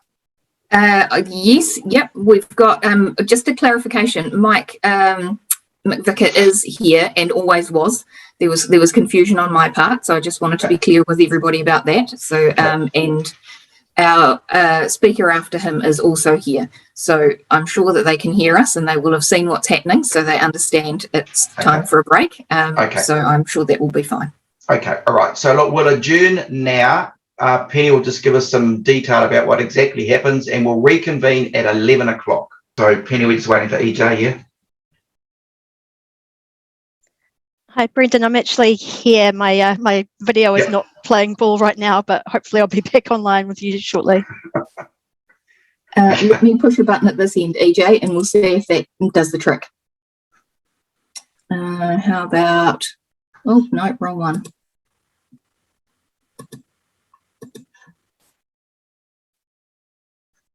Yep. Okay, so everybody's back. We're all here. So now we can move to Mike McVicker, please. Yes, I'll bring Mike through into the meeting with us now. And commissioners, if we go to page 223.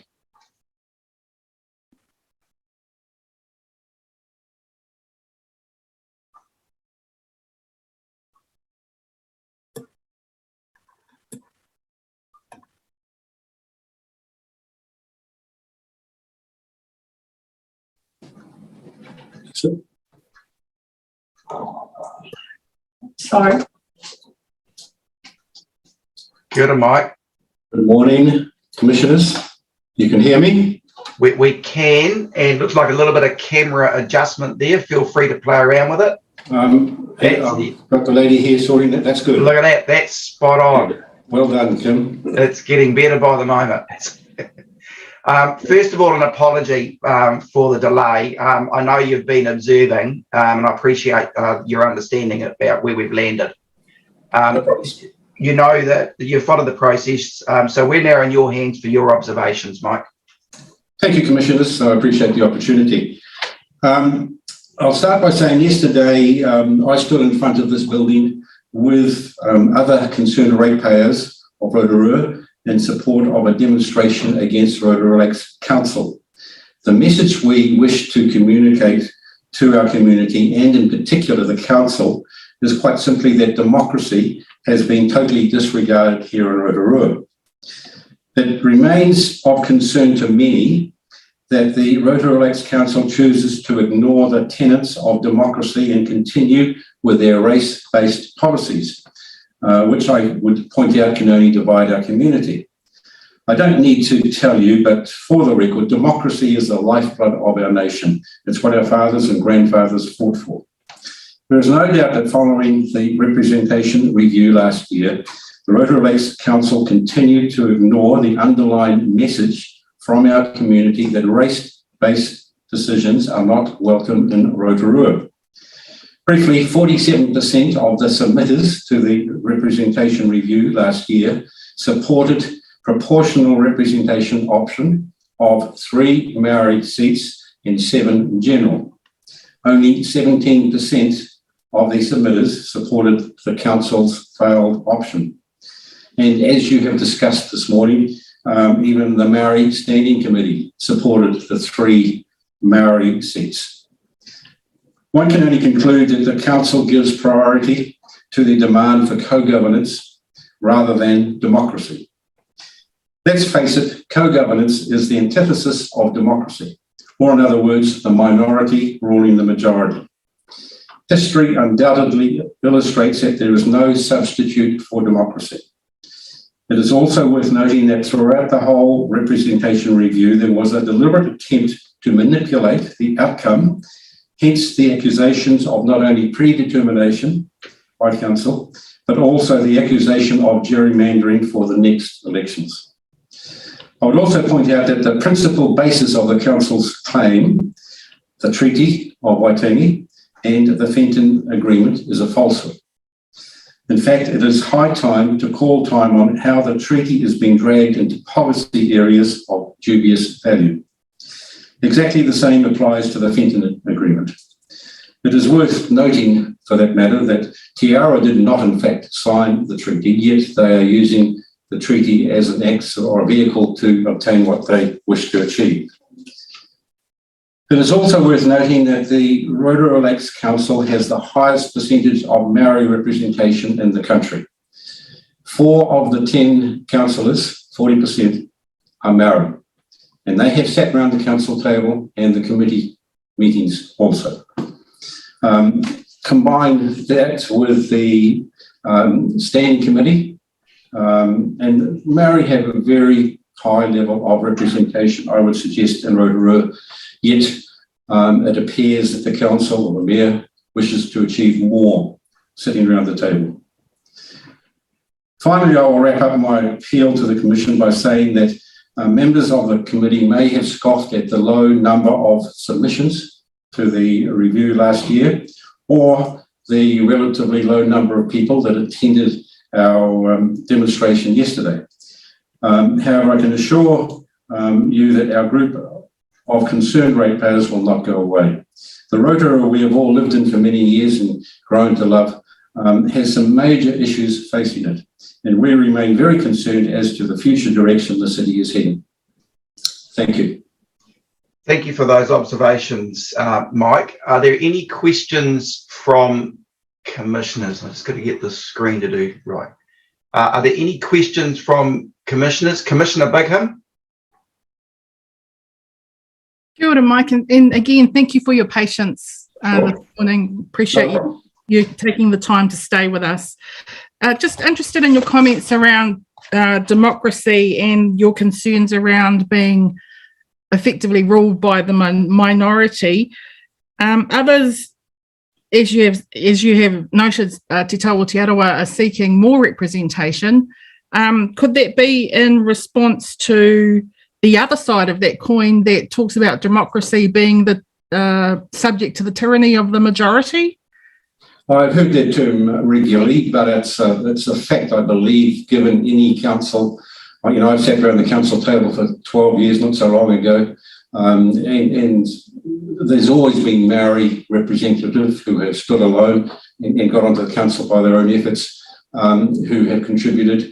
And I don't see that as an issue, to be honest, because democracy is what you want to define it, and you can define it differently to me, put it that way. Okay, cool, thank you. And just lastly, would you've made reference to those Māori councillors who have sat around the table already being elected on their own merits. Would you agree that that has been because there have been Māori who have stood? There's no guarantee of any Māori representation without people actually standing in those seats, and there's a risk potential. Would you say that there could be a risk without the Māori wards for no Māori to stand, and so there to be absolutely no representation? Historically, that hasn't been the case for the last 30 years in Rotorua. There have been some well-recognised Māori people elected to council, and as far as I'm concerned, they are representing Te Arawa at the same time. So things could change in the future, yes, but at this point of time, given the population of Maori in Rotorua, I don't see that changing, to be honest. Good point. Thank you. Thank you very much for your time. Thank you.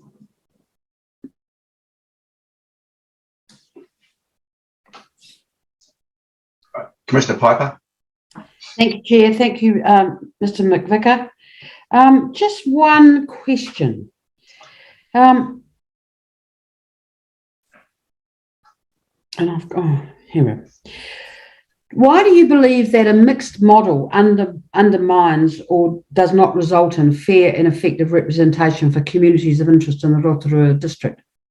When you mean, you say a mixed model, you're referring to? Māori, general and at large. 3 Maori, 7 general. No, a mixed. I'm not worrying about the numbers at the moment. I'm just asking a question about the apparatus, as it were, the framework. That is, Māori representation.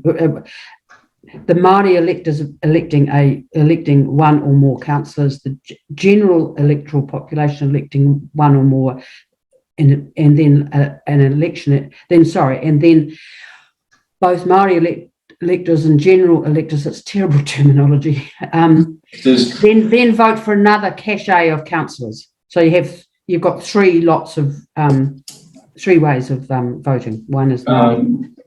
Given the breakdown between the Maori and the general roles, I suspect there will always be Maori standing in both the Maori and the general, not vice versa.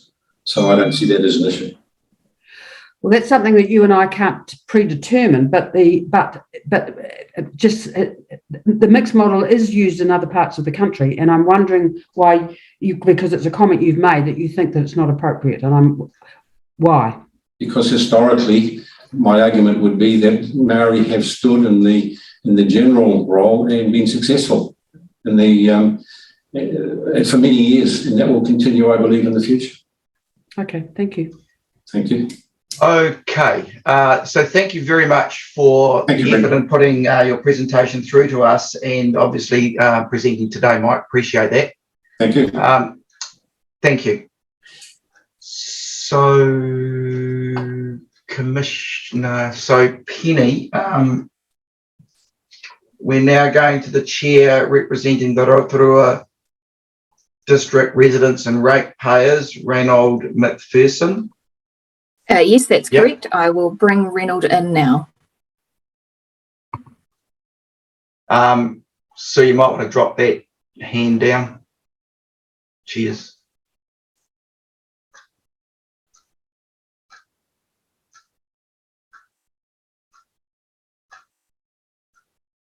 Oh, and Commissioners, page 84.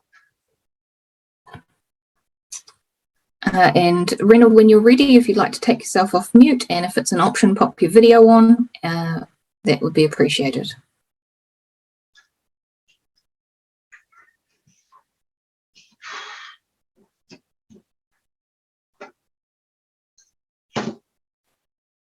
Kia ora, Reynold. Just need to get you off mute.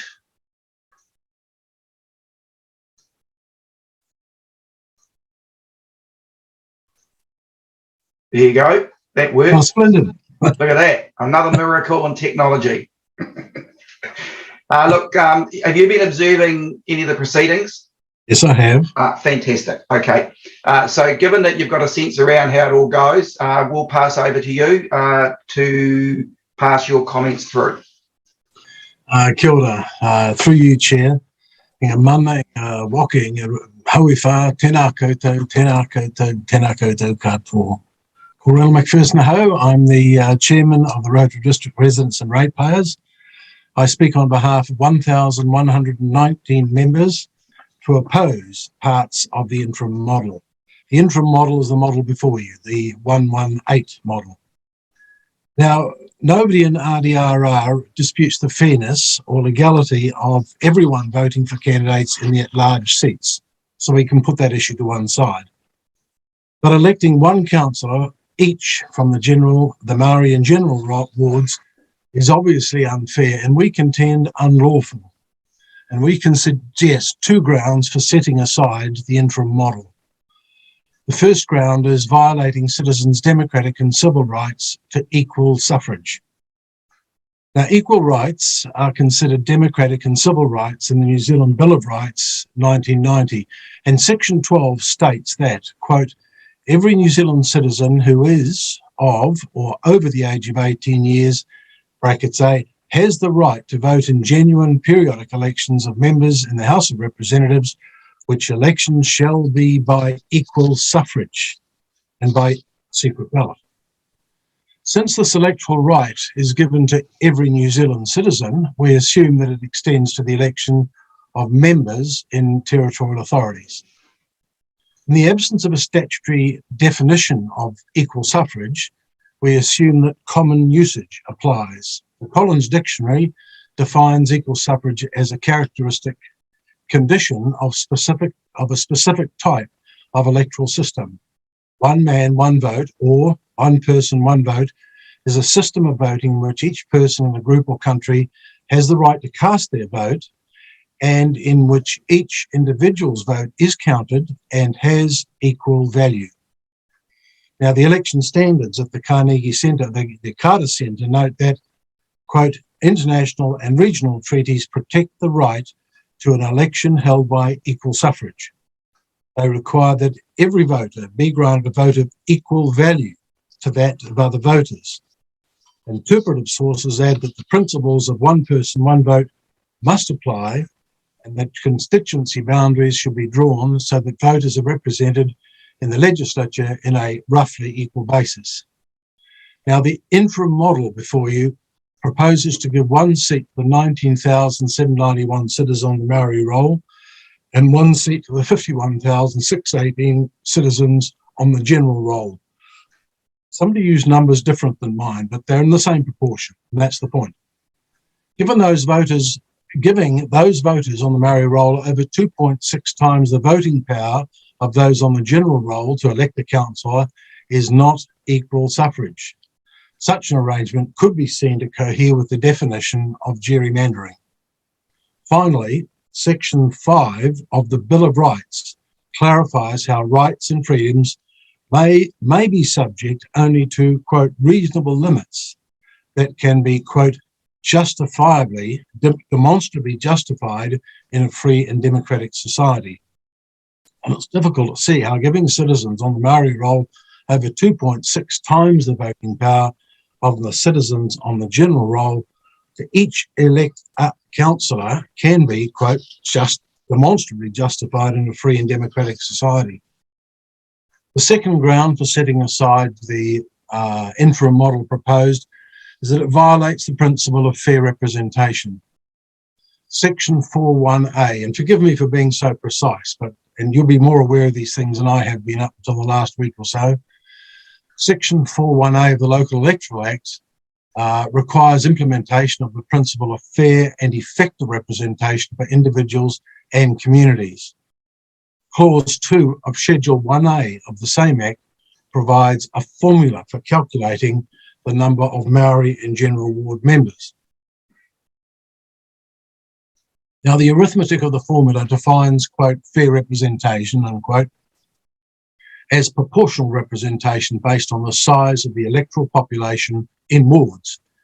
And a fair application of the formula would give 3 seats out of 10 on council to the 27% of all voters on the Maori roll. Clause 2.4 specifies that the number of Maori ward members is to be subtracted from the proposed number of members of the territorial authority, in this case 10, to determine the number of general ward seats. This means that the proposal in the interim model to give one council a seat to each of the 2 wards of significantly different electoral populations would be unlawful under Section 4.1a and Clause 2 of Schedule 1a of the Act. So, my closing summary. RDRR accepts that the Local Government Commission is required to evaluate the interim model in terms of its compliance with the Local Electoral Act. We, as a group, we've set aside our many concerns about process that were documented in the submission, in the knowledge that those concerns remain on the public record in perpetuity. But to focus on the LGC's evaluation, RDR advises that everyone voting for candidates in the at-large seats, that appears to be both fair and compliant. With the introduction of a Maori ward, it advises that 3 seats for voters on the Maori roll and 7 seats for the voters on the general roll would be both fair and compliant. On the other hand, we advise the election of one councillor, each from the 2 Maori and general wards, appears to be unfair and unlawful on two grounds. First, it would violate citizens' democratic and civil rights to equal suffrage without good reason in a free and democratic society. And two, it would violate the principle of fair representation. Lorena, kia ora tātou. Thank you for your attention and careful consideration. I yield to the chair. Thank you for those observations, Reynold. Just let me get this screen going right. So I think we'll need to do a bit of drilling here. We'll just check in with commissioners for questions that any commissioner wishes to ask. So Commissioner Bigham. Kia ora, Reynold. Thank you for your time. Oh, yes, it's still this morning. I always have to check the clock before I say morning because I'm usually wrong. So thank you for that. Just interested in your interpretation of equal suffrage. And I note that you highlighted that in the absence of a legal definition, you have taken it to mean what you explained. I'm not sure that I have the same definition of equal suffrage based on my previous knowledge, but also on what you explained today, and that being everyone has the equal right to vote. Because I'm a bit confused in the submission where it talks about one of your main concerns is that those on the Māori roll would advance from having 3 to 4 votes, an increase of 33% in the voting power. Where in the Bill of Rights or in the legislation does it talk about, is there anywhere, I don't know, so I'm asking, anywhere in the legislation or the Bill of Rights, does it talk about there not being the ability to increase voting power? Has that terminology been referenced anywhere in any of that documentation? No, the LEA does not define equal. You're quite right. The LEA doesn't define equal suffrage, and in my view, it should. It's such a crucial issue. Given it is a human right, it's defined in the Bill of Rights as one of the rights that we're all obliged to deliver to people. So setting it aside is a major oversight. And indeed, the council's attempt to displace, in my view, local suffrage with voter parity is mistaken. It's mistaken in law, and it's certainly not fair and reasonable. But can I just interject? How has the council done that when they are enabling people the ability to vote? They haven't disabled anybody from being able to vote. So again, you're taking your argument, taking it to voting power, doesn't seem to align with what my understanding is equal suffrage is. Well, equal suffrage is assumed by the treaty. Can I point out that Article 3 gives the, quote, ordinary people of New Zealand the same roles and responsibilities of citizenship. And so it assumes that we're all going to have the same, each person, one vote, one value, are going to be taken for granted if we all have the same form of citizenship. There can't be weighted citizenship. There can't be weighted votes. The votes have all got to have the same value. So if that would be the case, then how would having 7 votes for the general roll be fair compared to those on the Māori roll only having 4 votes? No. Our latest position is alongside Te Tātou supporting the 3-7 model. That is 3 votes for those on the Māori roll that choose to be on the Māori roll. It's a right they have. And 7 for the people that are on the general roll. And as Mike has just pointed out, we have many of our Maori friends who are on the general roll. So people have got to have, when they vote, they've got to have votes of the same value, the same power. And that's very important to us, but it's also a right given to us in our human rights to have votes of equal value. Equal suffrage is actually determined in our Bill of Rights. Unfortunately, it is not defined in the LEA. Okay, and that's where obviously we have different interpretations of what equal suffrage is. So thank you for that. Yes, it's an incredibly, In this context, we're faced with a proposal for a 118 model, which gives priority to voter parity. Voter parity is not an obligation given in the Local Electoral Act. It is not an obligation in the treaty. And because the Fenton agreement was actually settled back in 1993, it is quite improper. It's irrelevant. You cannot now draw from that Fenton agreement because it was a full and final settlement. You cannot draw from that an obligation to provide voter parity. That is a mistaken argument. I just might check in there. So in the right of reply, in relation to the Fenton agreement, it would be useful for the council to articulate the comment, to respond to the comments made by Mr. McPherson, just so we get some real clarity around what the council's understanding is compared to what Mr. McPherson has said. Mr. McPherson, the question that I have is to understand, at what point did you become aware? Now, hold on. Let me start that again. The council's final decision of 118, did you at any point in the process become aware of that prior to that decision? Was there any dialogue prior? That's an extremely important question. Thank you for raising it. The meeting at which the decision was made by council on a 6-5 vote, I would stress, we were surprised and dismayed by the sudden production of the 118 model as the interim and the sudden introduction of the 334 model to go forward as a local bill. There was no prior warning or discussion, and indeed, one of our Maori members of council protested at the manipulation of meeting procedures in order to introduce the 118 and the 334 models. So I can confirm that these ideas did not come to us for consultation prior to that meeting. Okay, thank you.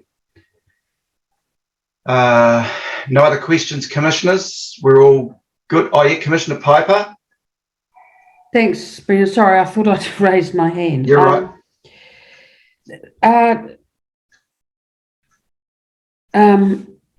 My first question, I just want to return to this issue of the the Bill of Rights and its application to the local government election procedures. So did I hear you right? The Act refers to the House of Representatives. Yes, it does. Does it refer to any other kind of elections in New Zealand? No, it doesn't. And I'd just make the observation that Parliament did have an opportunity, and when they brought in this amendment for the arrangement, that they could have changed it then. Yes, hold on. Just before you go on, Sue, we would find it amazing if that the intent of the Act could be construed that it only applies to every New Zealand citizen, that it's only to apply to elections to the House of Reps. It would be very surprising if on appeal that was argued that it does not extend to elections of members at other levels of government. Well, I'd make the observation too that many local government units in Aotearoa do in fact have arrangements which effectively don't meet that requirement of the House of Representatives. So so my question is related to that. Given your concerns about equal, and there is a difference, isn't there, between equal suffrage and universal suffrage. Given your organisation's concerns about equality of representation opportunities at the council table, that is, the ratio between, and you've used the ratio between the general electoral population and the Māori electorate population. It's 3-7. Is there a better model, a better piece of arithmetic? Yes, we've been very strongly supportive of our rural friends' concerns about needing a voice at the council table. And so, given the early decision to restrict it to 10 members, we were a little uncomfortable, even though it does not satisfy, strictly speaking, the arithmetic of the formula, and the formula doesn't extend to rural seats as compared to general seats. It struck us as we need to find a way forward on the rural representation question. And in our discussions with our rural friends, we're very strongly supportive of the need to find a way forward. But we haven't yet, as an organisation, determined exactly how best to do that. So I'm what's sorry. What's the rural population of Rotorua district compared to the urban? I thought it was about 9 or 10%, maybe 11%. So how would you meet your concerns about equal suffrage if you had a separate seat for the rural community? Well, if you were to allocate a ward to rural, that my assumption would be that they would get to vote in that, and they would get to vote for one seat, and the other ward populations on a proportional representation basis would have their 3 and their 7 seats. So this, yeah. Well, I think the plus or minus 10% might get in the way there, mightn't it? You may have to have a lot more wards. Yeah, that meant, that's right. I think you're right. And the constriction of having a maximum of 10 seats is the problem here. So what is the association's view on given the issue of equal suffrage, rural interests, establishment of Māori wards? What do you think might be an acceptable range of number of elected members, excluding the mayor? The elected councillors, yes, it looks like it could be wise to have 11.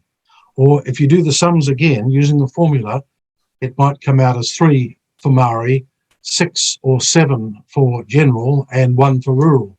That would satisfy the terms of the formula. Okay, thank you. Thank you for your questions. Very insightful. Okay, thanks, commissioners, and thanks, Ranald, for the work that you've put into the presentation through to council and obviously today as well. We appreciate it. Thank you very much. Thank you. Ka kite.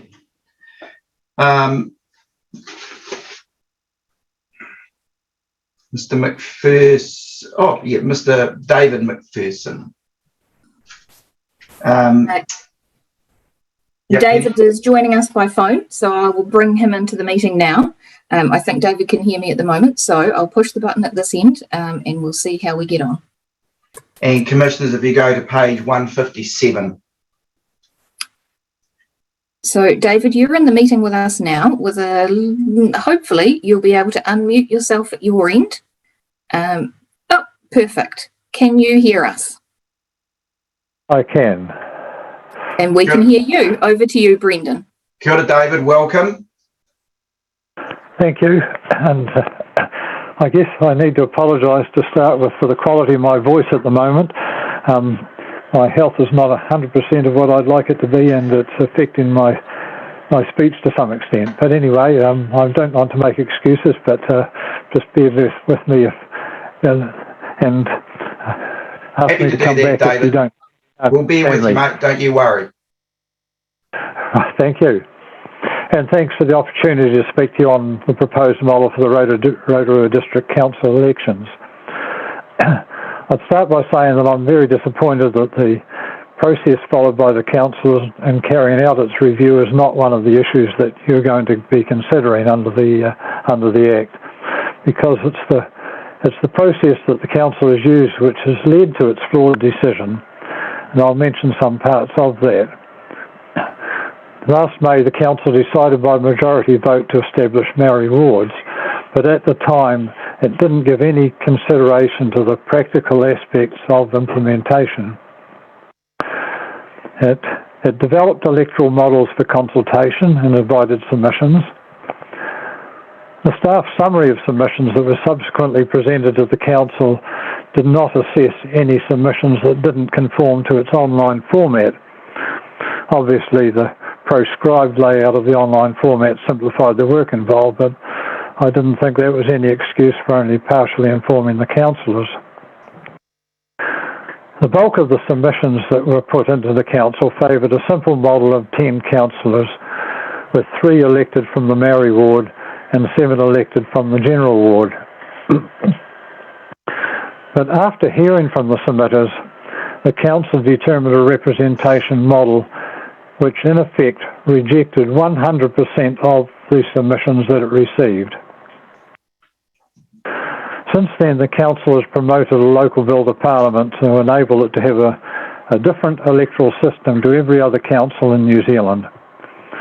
The 6 councillors who voted to do this, plus the MP sponsoring the bill, are the only people in Rotorua currently known to support the electoral model it contains. And in this morning's Daily Post, the Mayor has indicated that the Select Committee might not even call for public submissions on it.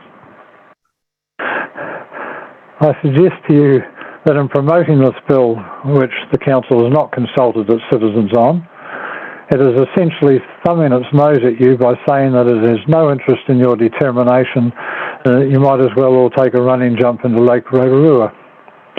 Oops, I'm sorry, Mr. Commissioners, I apologise for my tone just there, but you can gather from it that I found the Council's process most upsetting. It was a process that started well, then deteriorated, and finished up with nothing to commend it.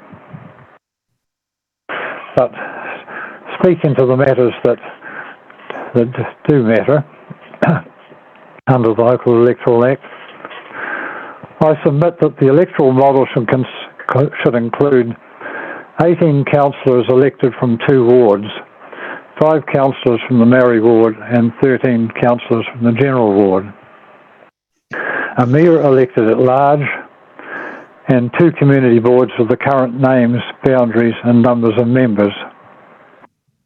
I believe that having 18 councillors will result in more democratic and effective representation, and I have 2 reasons for proposing this. Firstly, under the Council's final representation model, the Maori electoral population of 28% will elect 1 councillor, while the general electoral population of 72% will also elect 1 councillor, which means that those on the Maori roll have about 2.6 times the voting power of those on the general roll when it comes to electing their ward councillor. For the Council to claim that this provides parity places a considerable strain on the English language. Setting different levels of representation based on the ethnicity of citizens is usually regarded as a corruption of democratic principles. By contrast, my suggestion of a 5:13 ratio in 2 wards means a population to councillor ratio of 3958 to 3970, which is a negligible deviation from the mean. 18 councillors is the perfect number to make this equality of representation possible. Secondly, 18 councillors will make it possible to have greater diversity of representation on the council. I refer to diversity of viewpoints, geography, socio-economic status, as well as ethnicity. It's also worth noting that an increase in councillor numbers will mean minimal additional cost to ratepayers, as the pool of money for councillor remuneration would not increase.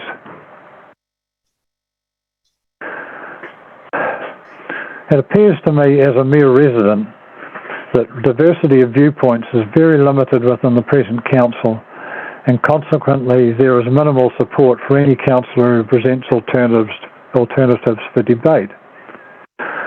I was flabbergasted when the chairperson of the hearings panel dismissed such an increase in numbers with the statement that there is already an ideal diversity within the present council. The inference that you could take from this was that there was no need for any change, and that leaves me wondering why she wanted to make any change in the first place. If a change in the electoral system is being made, the driving force should be to make things better in the future, not to try and further entrench the status quo. By promoting inequality of franchise, the council risks creating division, envy and frustration within its boundaries when it should be aiming to create unity and harmony. And while I admit to colour blindness and questions of race, I do believe that more than 30% of the current councillors have Maori heritage. I also believe that the perception of bias that the council model will engender will result in fewer Maori candidates being elected from the proposed at-large ward, and that is an outcome that I consider undesirable. Thank you for listening to me, and I trust that you'll take up the two main points that I've put to you. That is, more councillors for better and more diverse representation, and also to achieve a democratic split between the two wards. This will mean that future councils will have more sustainable and effective representation, and this should, of course, have been the primary object of the review. Thank you. Thank you, Commissioners. Thank you, David, and I certainly appreciate you making your presentation in a challenged health environment. We just respect you for that. Also make the observation, the depth of your original submission, to be complimented on the amount of work that's gone into that as well. So thank you for those summary observations that you've passed through today. I'm just going to check with commissioners if there's any points of clarity that any commissioner needs, or we may be pretty comfortable with what has been articulated. Commissioner Piper has a question for you, David. Well, I haven't, because I just wanted to say thank you, because you answered it in your presentation. Thank you very much for the effort. Yeah, thank you. Commissioner Bigham has a question. David? Kia ora, David. Thank you for being with us today. I just refer back to your submission where under the predetermination heading, you refer to an uncertainty around which ward non-resident ratepayer electors would vote in.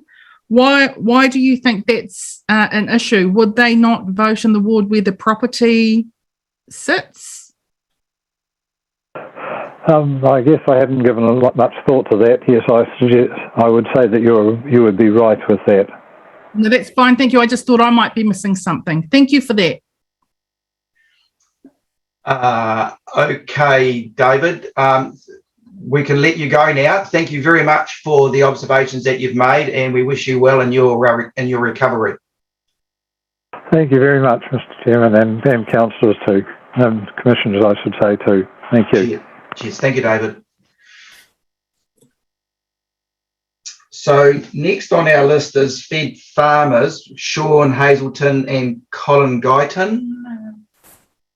Penny? Yes, yep, just pushing the buttons now. And commissioners, we're page 171.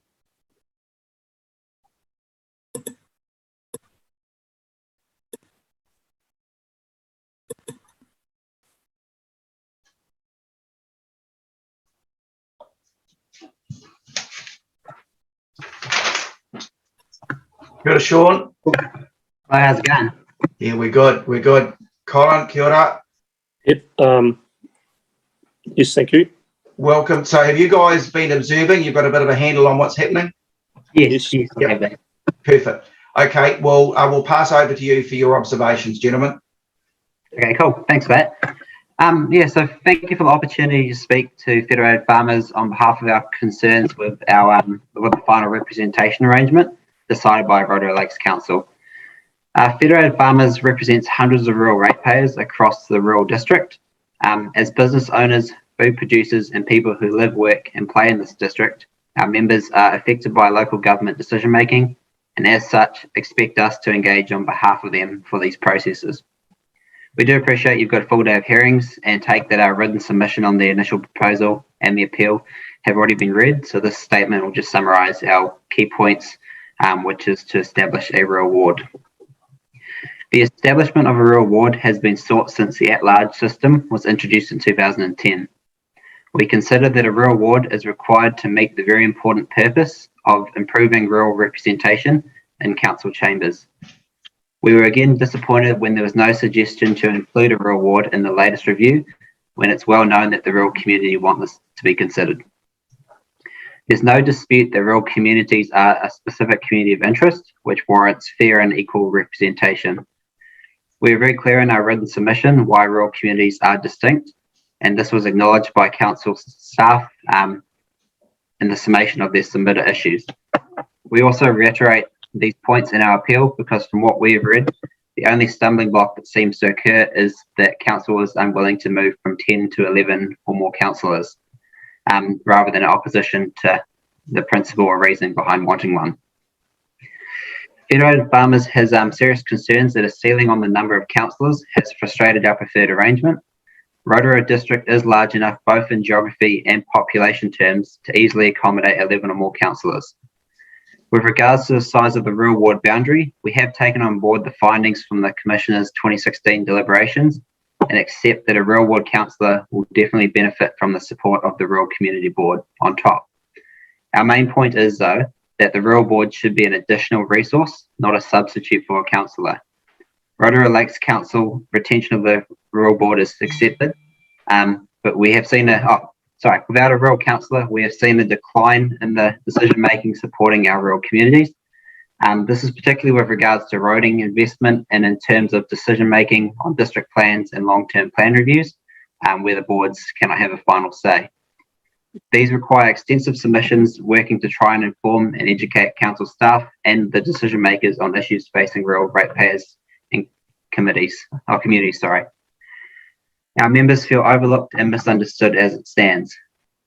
A good example of this is with the recent climate action plan that council's released, which includes goals to transition farming into high value added plant protein agriculture. This provides a good example of why our members do not feel well represented in council chambers. It was even found in this that the agriculture sector was not a key stakeholder to engage with in this process, and we feel that with a rural councillor that on the table, that would have changed. Councillors and community boards serve different functions and purposes. The level of involvement a community board gets is at the mercy of council's delegated authority. Councillors are not subject to that level of control that the boards are bound by. The section around the rural ward boundary. So to the best of our knowledge, there are over 7,000 rural ratepayers within the rural community board boundary. So it would make sense to use this existing community board boundary as a ward boundary. From the local board figures, we feel there's a large enough population under the current 10 councillors to benefit from the introduction of another councillor with a different set of skills and experience. This change will not adversely affect any other areas of representation at councillor level, whilst adding a huge benefit to the rural communities. We do also note that this 10% rule can be altered if there's a need to represent an isolated or specific community of interest, which we believe the Commission should consider. A valid point that's been made in many different Commissioner decisions is that the fact that rural people can be elected under the at-large structure as well. So this is a good point, but it's also the issue does lie with the overwhelming population difference between that of urban and that of rural. It's almost impossible for a rural-based candidate to get the numbers required to secure a position against the urban candidates with the context of the 80-20 urban-rural split. So with this, we do refer to the Commissioner's deliberations on the Gisborne District Council review in 2016. This found that moving to an at-large election risked rural areas having no representation on council due to the similar 80-20 urban-rural split. So this did result in the retention of rural wards in Gisborne. It is also well understood that our community would rather have a smaller list of prospective councillors to choose from so they can make an educated and well thought out vote, accepting the issue of quality over quantity for voting. So in summary, we want to push the inclusion of the rural ward with a rural councillor to support our current rural board, which is doing good work. Federated Farmers supports an increase in the number of councillors from 10 to 11 if this is required to implement the rural ward. We're also quite comfortable with any changes proposed to the multi and at-large wards, so long as the rural ward is included in the changes to ensure fair and equitable rural representation. So yeah, we thank you for your time and feel free to ask any questions and go from there. Thank you, Sean. I just want to flick in two questions from the right of reply so they don't get lost. It would be good for council to actually confirm what is the number of people in the rural community board. Just what is that population number exactly? Because there's a few numbers floating around here, so we'd like to get that if we can. And also in the right of reply, council to comment about how you engaged with the rural stakeholders, where Sean's saying you didn't. I'm keen to understand whether there's a counter view to one stated by Sean where there was no, in his words, no engagement. I'd like to hear from you guys, your position on that. So those are two questions for right of reply. So just Colin, did you want to add anything more, or are you happy to just take questions? I'm happy just to take questions. I mean, obviously, I can add a personal touch to it that we are rural people, and under the current system, it does feel that we haven't got anybody around that table that can even give information that maybe will explain situations from a rural point of view. Okay, thank you. I would acknowledge that, Sean. We've seen you a few times in this role, doing well. So I didn't see who was first up, so I'll say Commissioner Anir was first up, followed by Commissioner Bigham. Good morning, gentlemen. Great to have you with us. Oh, is it morning still? I'm probably just about to do the Bonita trick. I've just got one question, and that's on, should there be, you've already made it very clear that you would like a rural representative at the table. How do rural people feel about, if it was just a single rural, do they want an at-large component as well so that they can have more than one vote? I think the big issue with that is just as a lot of submitters have already stated, is the population issue around that. So as a rural person, I guess it's one is better than none, which a lot of us feel at the moment. So that's our position on that, really. Okay, thank you very much for that. And Commissioner Bigham. Oh, thank you, Sean and Colin. Interested, Janie asked the first question that I had, but interested in taking that a bit further. If there was a rural ward with one councillor and your proposal for 11 councillors was in place, or even if it wasn't, there would be 9 other voices at the table. And coming back to your comments, Colin, you would hope that that one councillor would at least be able to put enough information on the table to have a fair hearing from the colleagues to be able to influence the discussion, because there's no guarantee with one voice out of 10 or 11 that you're still going to get the desired result you want. So what's most important to you? Is it having the person at the table or getting the changes that you want for the rural community? Well, I think sometimes there's just a lack of understanding. So a lot of the councillors are not rural people, and if you have someone elected there that's from a rural background, they can explain things to the councillors that might actually make them understand what's happening in the rural sector, which is better than we currently got. And look at times in the past there has been representation there through a normal elected person.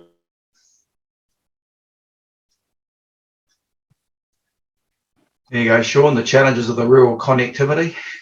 Yes, exactly. If Colin's still buzzed, I can, I guess, add to that. A big point of it as well is the ability for a rural person to connect with their councillor. So as it stands, if there is no at-large councillor that is from a rural area, it's hard for them to, I guess, just pick up the phone, have a quick phone call and outline the issues if it's a rural-based issue, because there might not be that understanding that an urban-focused person could pick up on if it's related to something dairy farming or a rural roading issue or schooling, which are different issues between urban and rural. Does that answer the question, Commissioner Biggin? Yep. Thank you very much. And Commissioner Piper? Thank you, Chair. Just a couple of questions.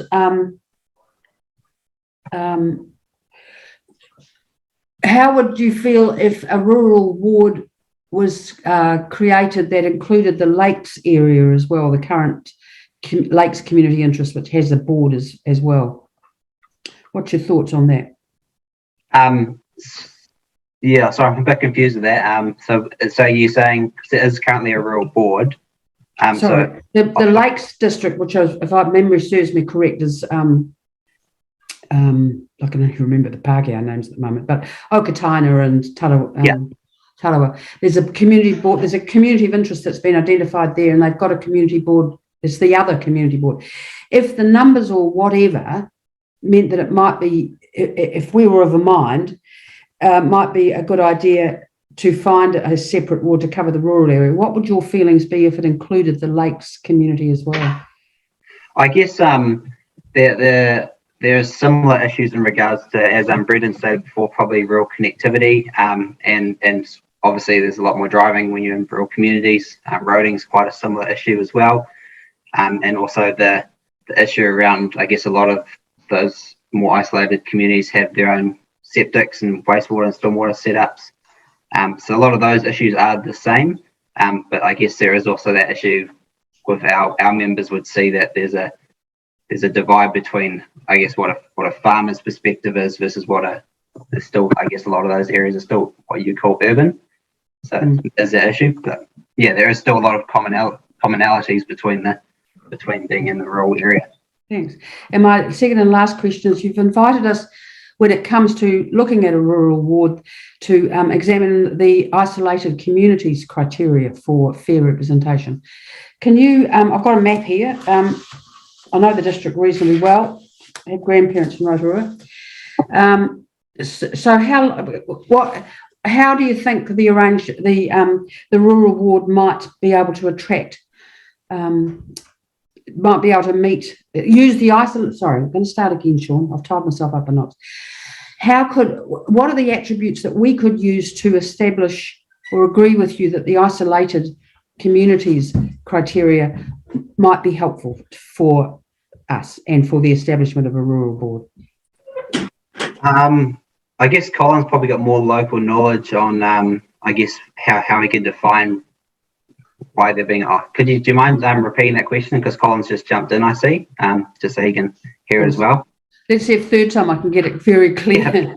You've invited us to consider the use of the isolated communities criteria as part of our thinking about the establishment of a rural ward. Can you give me some examples about why that criteria could be met?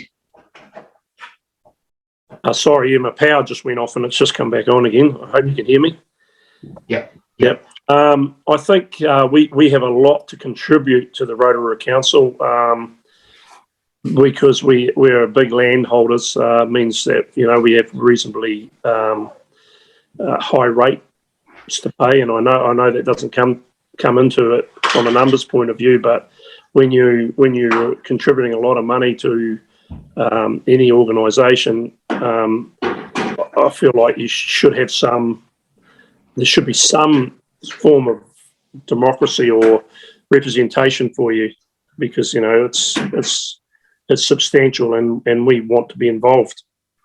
And I think just to add on to that as well, with isolated communities, just hearing from a few of our members that live closer towards the Taupo section of Rotorua, a lot of those people feel like they've been sort of isolated from Rotorua Lakes itself, and they as I think it was Adrian that spoke earlier this morning, or Alan, sorry, they suggest that they'd rather be in the Taupo district because that's where they get more benefit, because they feel isolated from what Rotorua is offering them at this stage.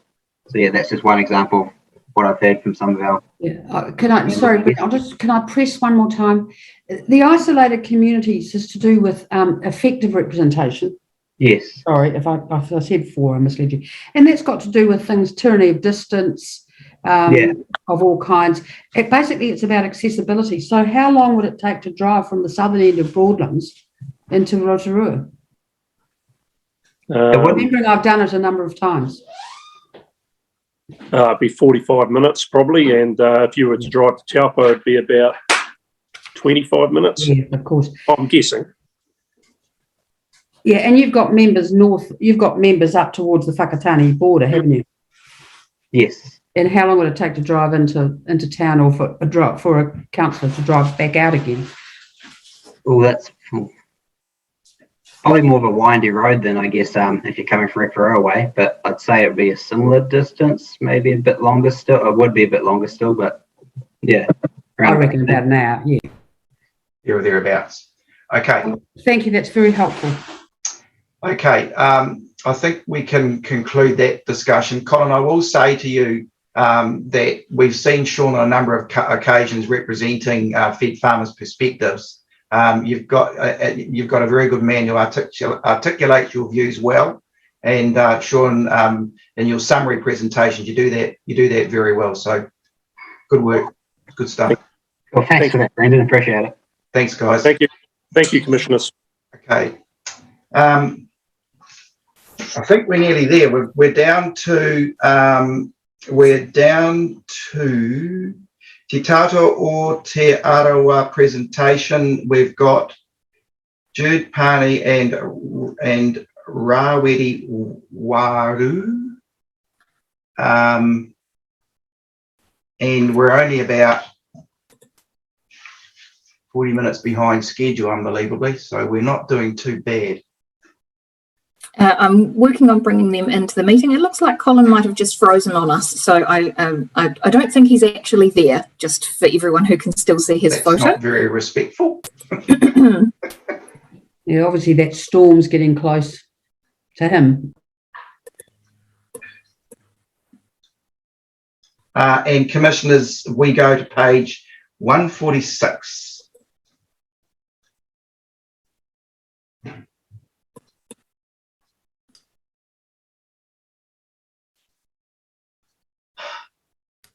Kia ora. Kia ora tātai. Welcome, team. We're in your hands. But let me just check. You've obviously been watching, I believe. Yep. Yes. Thank you. Absolutely. Thank you. And we do apologise. I know we're 40 minutes behind, but I appreciate you hanging in there. So welcome, and we're looking forward to your observations. Kia ora tātai, o tira ki ngā kaikomihana me ngā kaimahi, e mihi tēnei. Ngā mātou nā te tatau o te arawa, e rere atu ana ki a koutou katoa, tēnā koutou. I know we've only got a certain amount of time, so I know we won't muck around kare mātou mo te makarauna, because I know Jude's got us a presentation to show and share with you, and hopefully there'll be some time for us to have some questions and kōrero amuri atu nei. So kai te mihi atu kia koe hoki, e Bonita, tēnā koe, e noho mai nai tērā tūru e tikana. Nā reira, kai te mihi atu rā kia koutou, e te manukura, tēnā koe, me sea, koutou katoa, e noho mai rā, i roto i te whare o te kaunihera, tēnā koutou. Hoi anō, ko Jude, o Raweri Waru tōku ingoa, ko au te tiamana tuarua o te tatau o te arawa. So just a small introduction, my name's Raweri Waru, I'm the Deputy Chair for te tatau o te arawa, and I'm just here to support our kaupapa and our CEO, Jude Pani, who I will throw the rākau to right now. Smooth, eh, Jude? Kia ora, Raweri. Thank you, Mr. Chairman, commissioners, and Penny, EJ and Donald. Kia ora to the team. I've got a brief presentation. Penny, can I just share my screen, Mr. Chairman? Yes, go right ahead, Jude. Absolutely. Yes. And just to confirm, we have received that in advance as well, just so that you know. I've made a few changes. We're going to check you then. We'll check you out as we go. Yeah, just listening to the kōrero, and I thought I would just adapt it slightly. So thank you again for the opportunity. Have you got the screen okay there? Yes, we have. And kia ora to my council colleagues I see sitting in the council committee room also. Thank you for the opportunity to speak to Te Tatau o Te Arawa's appeal to the representation review. And as the Mayor talked about in in her opening kōrero, I thought it would be appropriate and helpful to bookend a few slides that Te Tatau want to present to the commissioners today with partnership. Te Tatau Aotearoa is a partner with Rotorua Lakes Council, mandated to serve Te Arawa Whānui, and we've got 14 members elected from across the spectrum, and Rawari here represent land trusts and corporations, and there's a few others in the room supporting me today that represent other sectors of Te Arawa. And as the Mayor also said, 2 of our members are appointed to SP&F committee, the strategy committee that made recommendations on this kaupapa.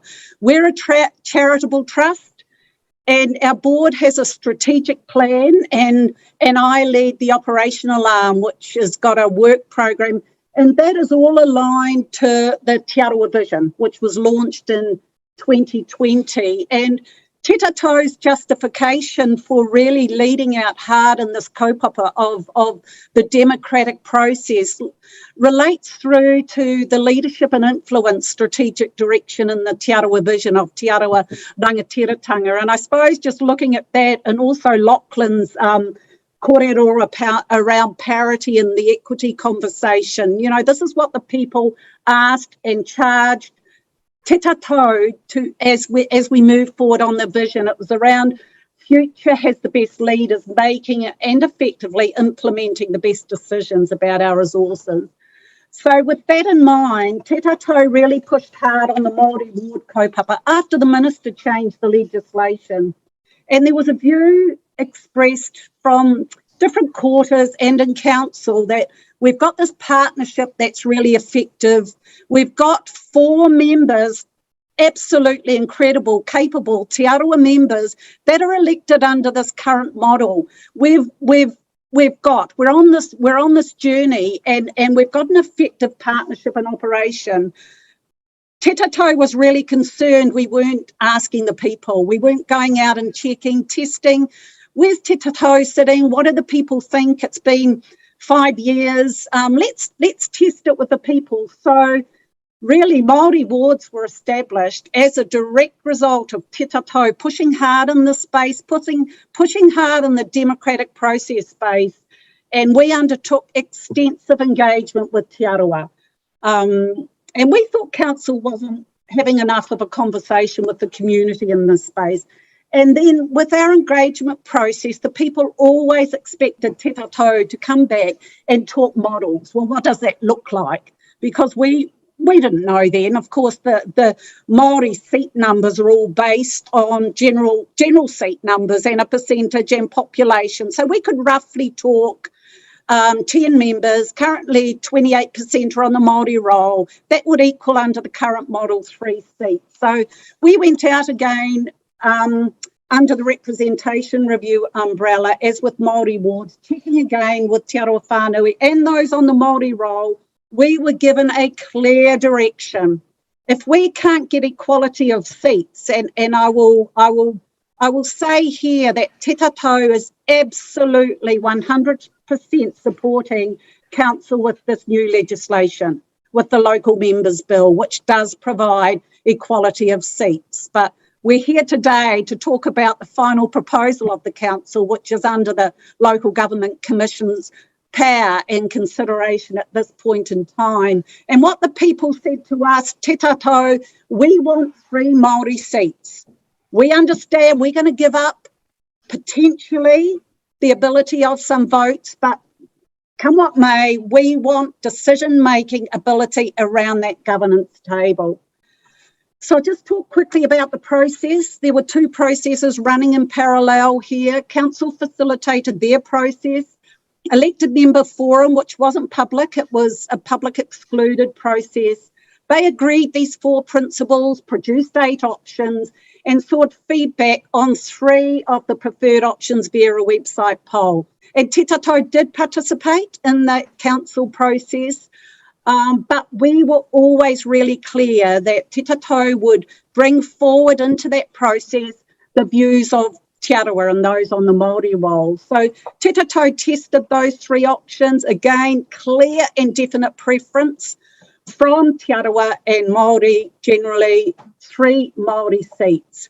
And just in terms of process, Te Tato's 2 members that sit on Strategy, Policy and Finance Committee took no part in Te Tato's decision making. So we kept those 2 members really safe.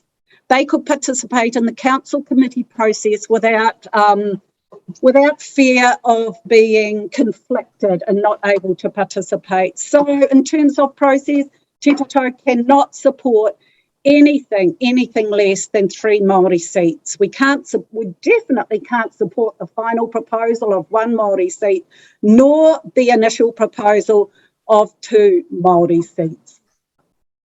And just reasons for the appeal, and you would have seen this on the in our appeal document. Our engagement was clear again, 3 Māori seats, Te Tato. We want 3 Māori seats. We want a voice around that council table. Do not water this down. It aligns to the Te Arawa vision and that strategic direction we've set for you.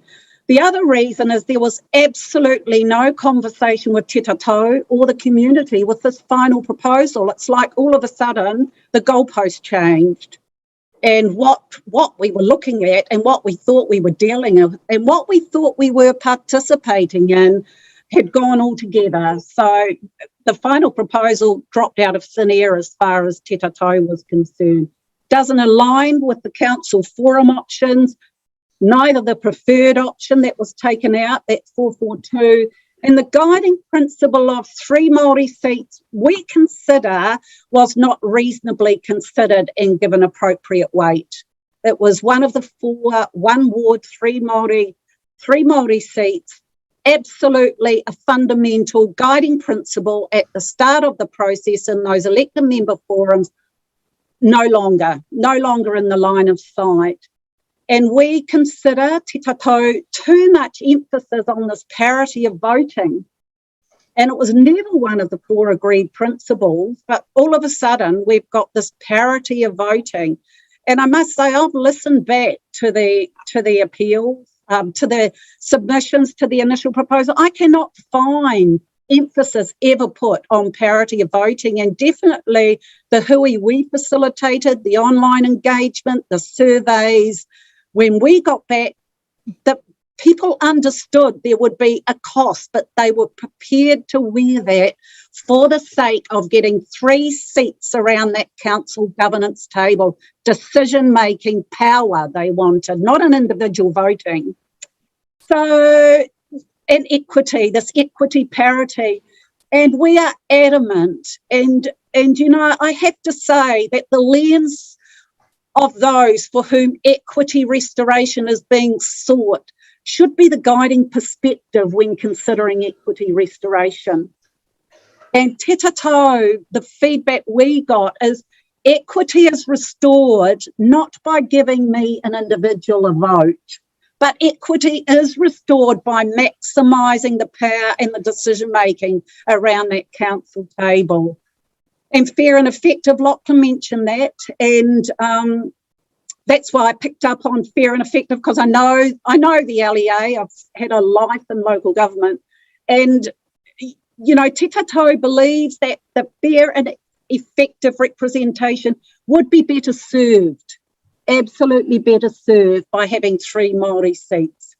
And again, and this is, we've got a lot of research and a lot of data sitting behind our appeal and our submission, but you know, I can provide that if the Commission would like it. But I just finished with this one line here, and it's certainly not based on research by any means. It's based on anecdotal people that have come to me as individuals, young, talented, Te Arawa Tāne, Māori, young people, representatives of Te Arawa and Māori have said, Jude, if there's 1 Māori seat, there's no way I would stand. There's no way I would stand to represent over 21,000, I think it's closer to 27 on the Māori roll. The weight of expectation on my shoulder when I don't have any colleagues to rub up against in the Māori seats would be too much. So I think we are we won't get the best in terms of democratic process. So, as I said, bookending with partnership, I'd like to just wrap up with partnership. Then I've got a few cute little slides, diagrams, if you'll indulge with me. And this is partnership. I'd like to finish with partnership, started with partnership, and this is a unique partnership and it's effective partnership. As a partner, Te Tatou engaged in this process in really good faith. We participated in the council forums, including after we submitted on the 19th of October. Te Tatou were part of Where To From Here on the 21st of October. We led really robust engagement with Te Arawa and those on the Māori roll, really robust. And the board members were at the forefront of that, engaging with their people. Our appointed members removed themselves from Te Tatou decision making, so there was absolutely no issue there. I'm very clear on elected members' interest matters, so I made sure they were safe. And we were shocked and surprised when the first idea we had that the initial proposal had moved to a final proposal of one Māori seat was when we read it in the public agenda. So as a Te Tatou Manahautu leading the operations for my board, it was tremendously disappointing. So without any korero, council moved Te Tatou from this partnership status, a partner working alongside, to a submitter. So I'd just like to, if I may, finish off with the final proposal. One Māori seat. Absolutely, the people have told us, coal. No. We want 3 Māori seats due. Initial proposal, if there's a fallback, coal. No. 8 votes, 6 votes. The people have said, we don't mind. We want power around that table. We want decision-making power. And what the people did want, and Te Arawa proposal that we're representing and presenting to you today, is 3 Māori seats. So definitely an aye and definitely a tick for 3 Māori seats. So kia ora koutou, that's it, Mr. Chairman. Thank you very much for... Hi, Jude. Kia ora, Jude. You made that pretty clear. No. We might just clear the screen, please. Yeah. Let me just see what we've got here. There'll be a number of questions. I just need to get one question nailed. It might have to come up in the right reply, but can I just refer to, for commissioners, it's page 126. It's clause 34, misrepresentation of Te Tatou's position. Where are you? There you go. And in there, there's a statement that's been picked up from the council's agenda, which is essentially, and it's highlighted in dark highlighted words. So it says, throughout Te Tatou's consultation, it was acknowledged that the representation review was yet to occur and might lead to other changes. Accordingly, the recommendation from Te Arawa did not comment on how many elected members should come from the Māori ward, and did not make any comment on how the rest of the council would be consulted. And so I have to go back to council to ask them to justify or quantify that statement. I'm not quite sure which word I should use, which is quite contrary to what we're hearing at the moment. So I wouldn't mind that in the right of reply, because I'm really struggling with that. Can we go to Commissioner Bigham? Oh, Neira, Chairman, did you want me to respond to that? Look, I think, yes, but I've got it for the right of reply, but yes, please do, yeah. I think, Mr. Chairman, that refers to the Māori ward engagement. And after Minister Mahuta made that legislative change, Te Tatau quickly enabled itself to engage with Te Arawa and those on the Māori roll. And we deliberately steered clear of too much conversation around how council might be constituted, because it was very clear, do you want Māori wards or don't you? So we stuck very much to, do you want Māori wards? Do you want Te Tatau? Do you want both? Do you want one or the other? So that, I think, council will, in their right of reply, deal with that. But from Te Tatau's perspective, we ran scenarios of if, what if, and if council remained 10 as it is at the current, and if they were 10 members and there was a general ward and a Māori ward, this is what it might look like. And this would be 3. So it was really within when we reported all that back to the council in time for their 21 May, so they could make a decision, do they want Māori wards or not. We really did steer clear from numbers because we didn't have that landscape. We hadn't had that kōrero or indication on what council might look like. Thank you for that clarity. I suppose the highlighted language there, I was just trying to understand the context, and so you've helped in that space. Thank you. Kia ora. Kia ora. Commissioner Bigham? Nei rā, te mihi tēnei uri o te maunga ki a koutou, te tatau o te arawa nui, te mihi me te aroha ki a koutou i tēnei wā, i rungi te karanga o tēnei kaupapa. Kia ora. Thank you both for your time this afternoon and for the information and for the slide. I guess for me, it's coming down to council's, council's pursuit of parity, as has been outlined in your documents, as opposed to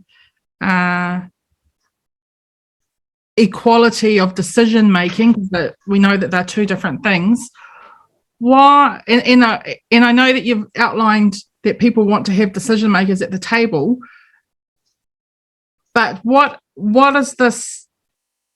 I don't know what I'm trying to say. How strongly has that sentiment been manifested that they are willing to sacrifice the ability to vote for more people, as the final proposal would allow, versus having that surety at the table? Because you're actually, by going with the 3 for the Māori ward, reducing the number of votes. So, there must have been some huge consideration given to what people are sacrificing. Have you got any more comments on that? Yes. Thank you, Bonita. Thank you. Do you want to answer that, Rawiri, or will I? You jump in first, I'll follow you. It has come up. It came up. It's come up throughout our engagement. I mean, I can give you the 3 models, the stats percentages around when we went out with the initial proposal, but just backing the truck up a little, through the Māori ward engagement, we had quite extensive conversations around voting ability versus seats around the table.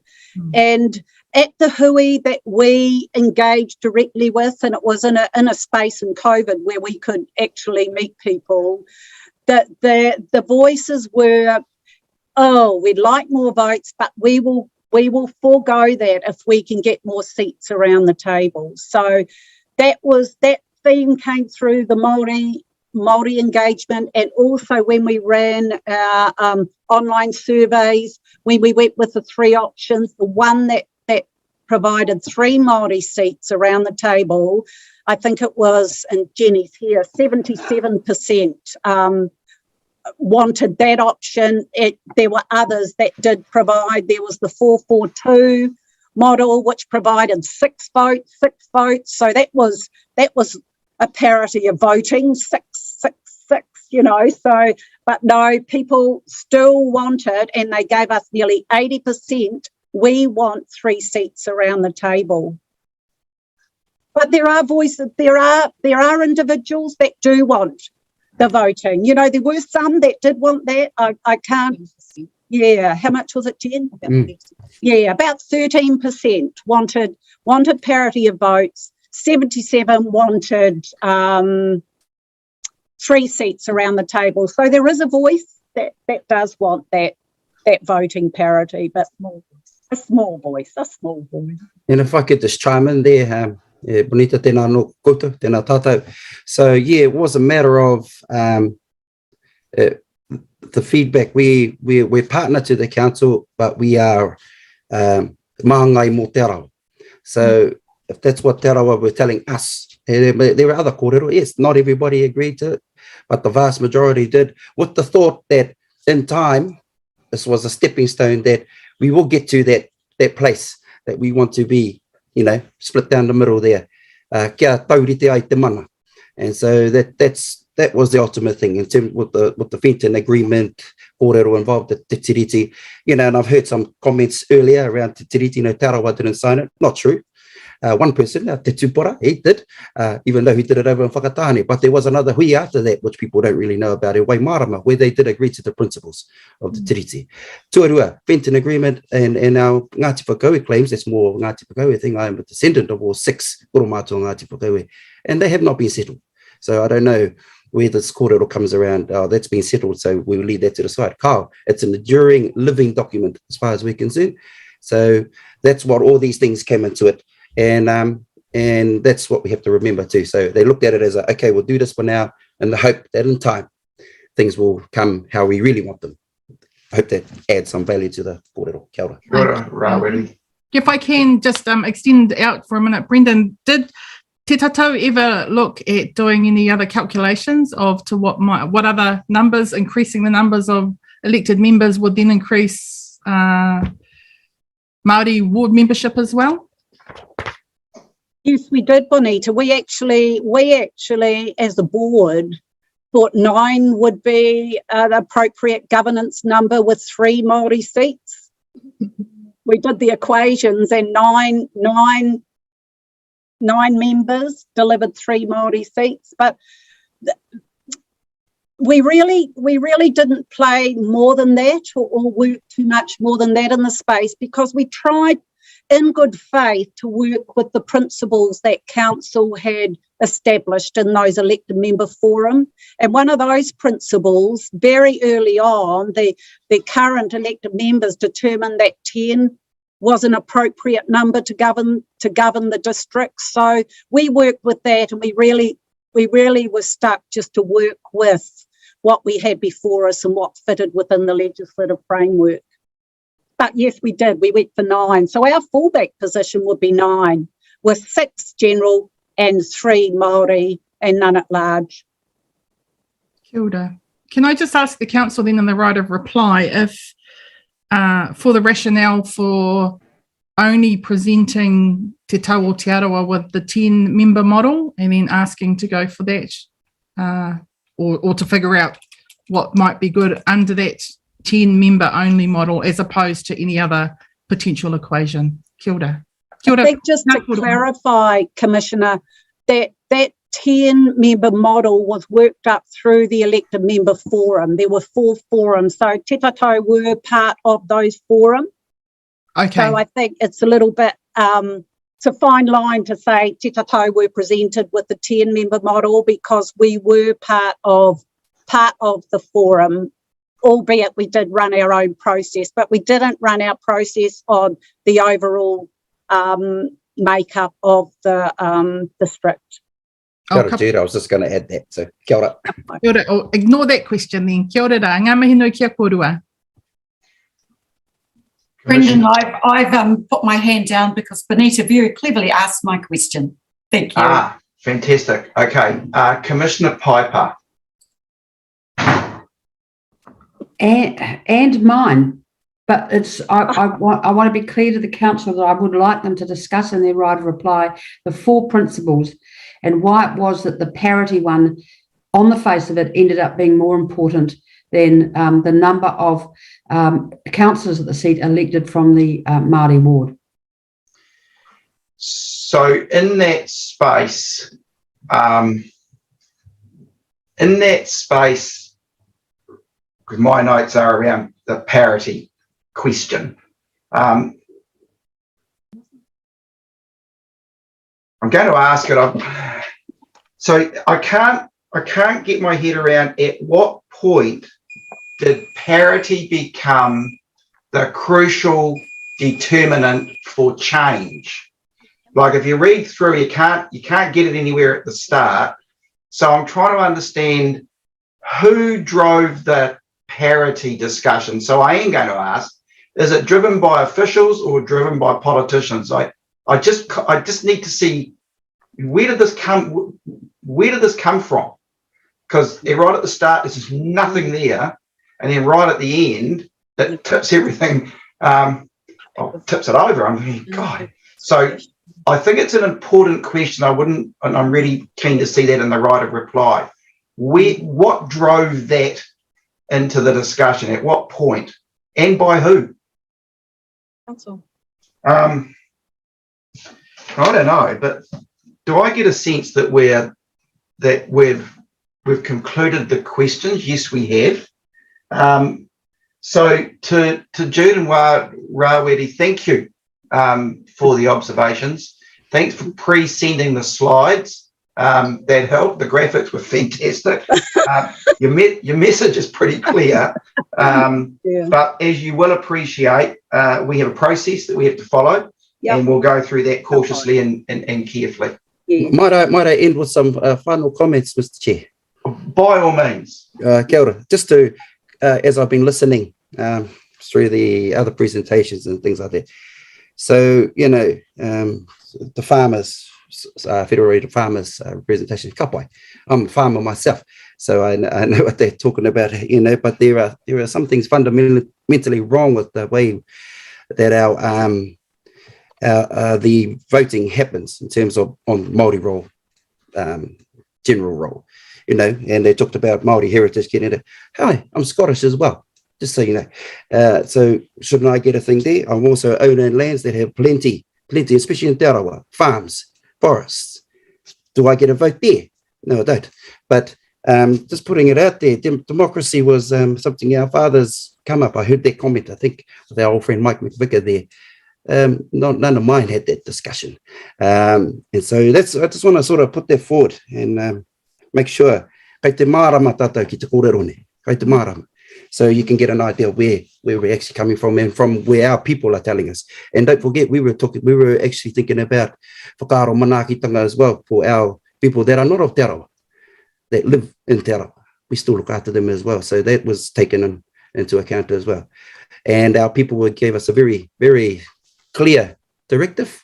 And, if you can get 100% agreement from any board or any kind of organisation or group or iwi or hapu, then, you must be that fella upstairs because nobody else can. And even he struggles. Nā reira, ka mutu ka wake waku mihi kone. I just wanted to sort of put that in perspective from our thing, and very appreciative of the mahi Jude does for our board. And actually, ahakua te aha, we're still partners with the council, and this is what we do. He kōrero, e tahi wā kā rita whakai, we don't agree, but it's all right. We're still there, and we're going to make something positive come out of this. Nā reira, koe rā noho tāku, and thank you for indulging me, Mr. Chair. Kia ora, Rawedi. I appreciate those comments. I suppose, just in conclusion, before we break for lunch, to observe that engaging in this digital format is certainly not the easiest, and we all know that lovely phrase, kanohi ki te kanohi. It would have been so much easier if we could have spoken face to face in the one room. So we acknowledge that it's happened right across New Zealand, and also in this part of the acknowledgements, respect that COVID did impact on the way communities engaged. And I know that was made by council, and we as Commission genuinely acknowledge that didn't make it any easier, and every local authority across New Zealand had to find a manner that worked best for them. But under the circumstances, I think we would agree that everybody got a fair go today. All of the appellants have had a fair run at it. We're only an hour behind schedule, which is pretty normal with every local authority across the country. So there's no world records being broken here. but we have reached that point where we say thank you for those observations that you've made, and we'll now take a break, which is well deserved by us all. To be fair to you, Mayor Chadwick, there need to be a realistic amount of time for you to go away and deliberate and prepare for your right of reply. I'm suggesting that and have lunch. So I'm just wondering about an hour and a half break. Yeah. Does that feel reasonable? Yes. So we'll adjourn and reconvene at 2 p.m.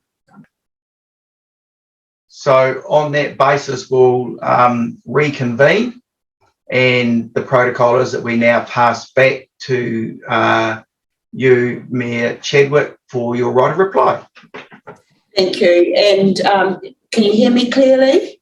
Yeah. Thank you very much. And also thank you for the set of questions that we have captured and will respond in our right of reply. And could I also introduce Councillor Mercia Yates, who's the Deputy Chair of our Operations and Monitoring Committee on Council, and she will be speaking to one of the aspects that you raised as a question. So in our room, we still have our elected representative group here, and also joined by our democracy team supported by Lachlan Muldowney.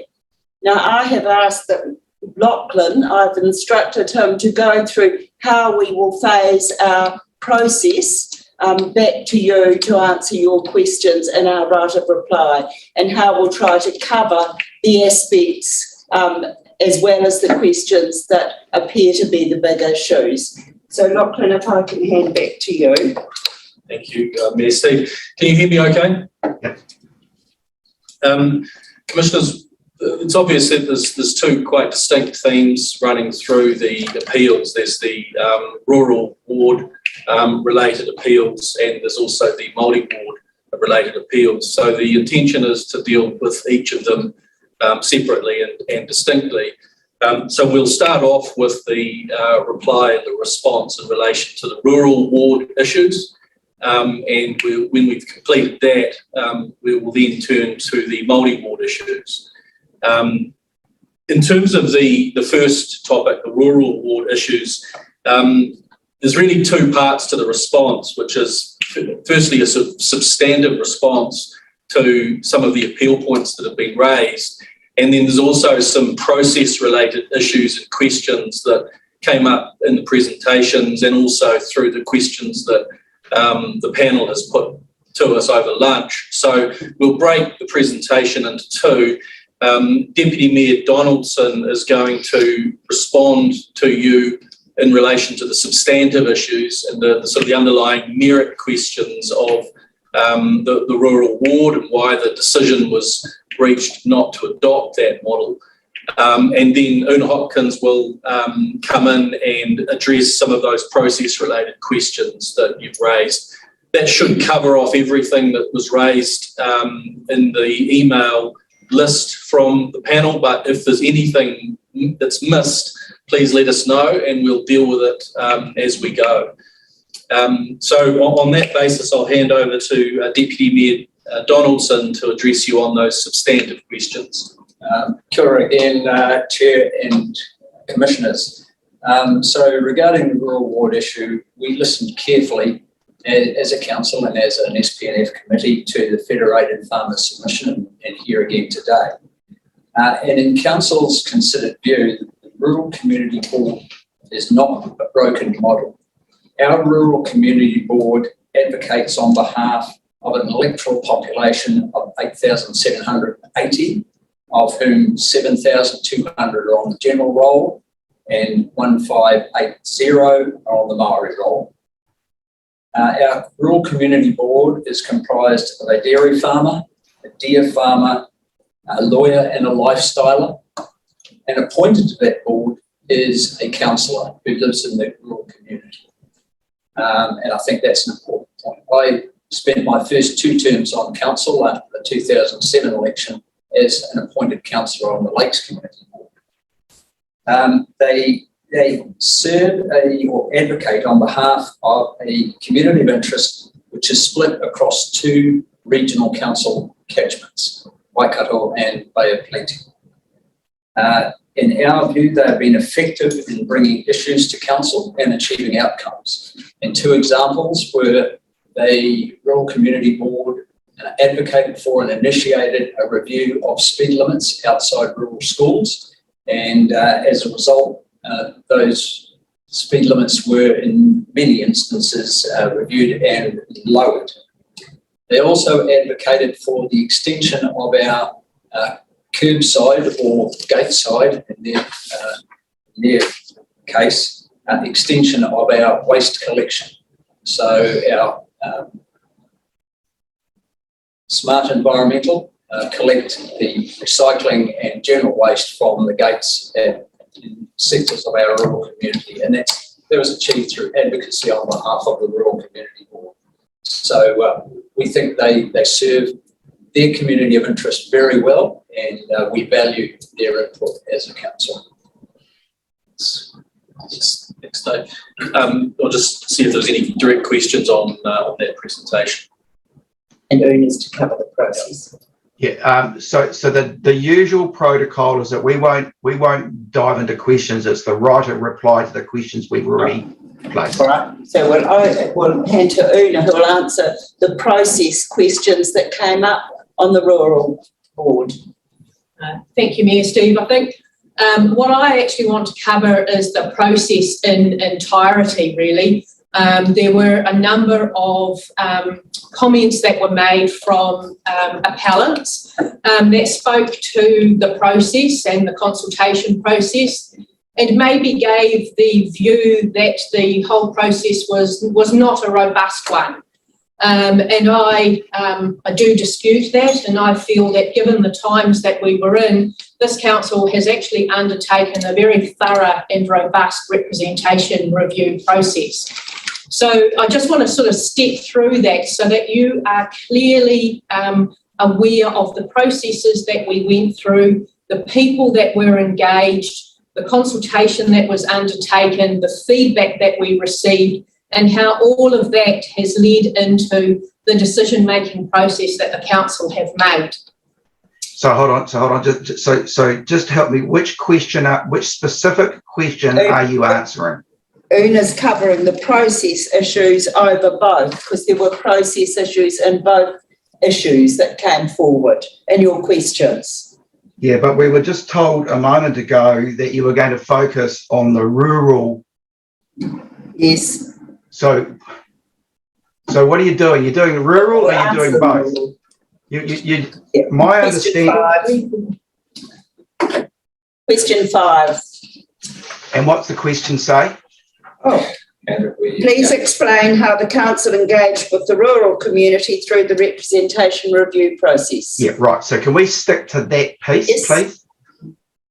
So the rural community was, like every part of the community, had the opportunity to participate in a number of digital engagement that was undertaken. We must remember that the majority of this engagement on the initial proposal was done in a state of lockdown.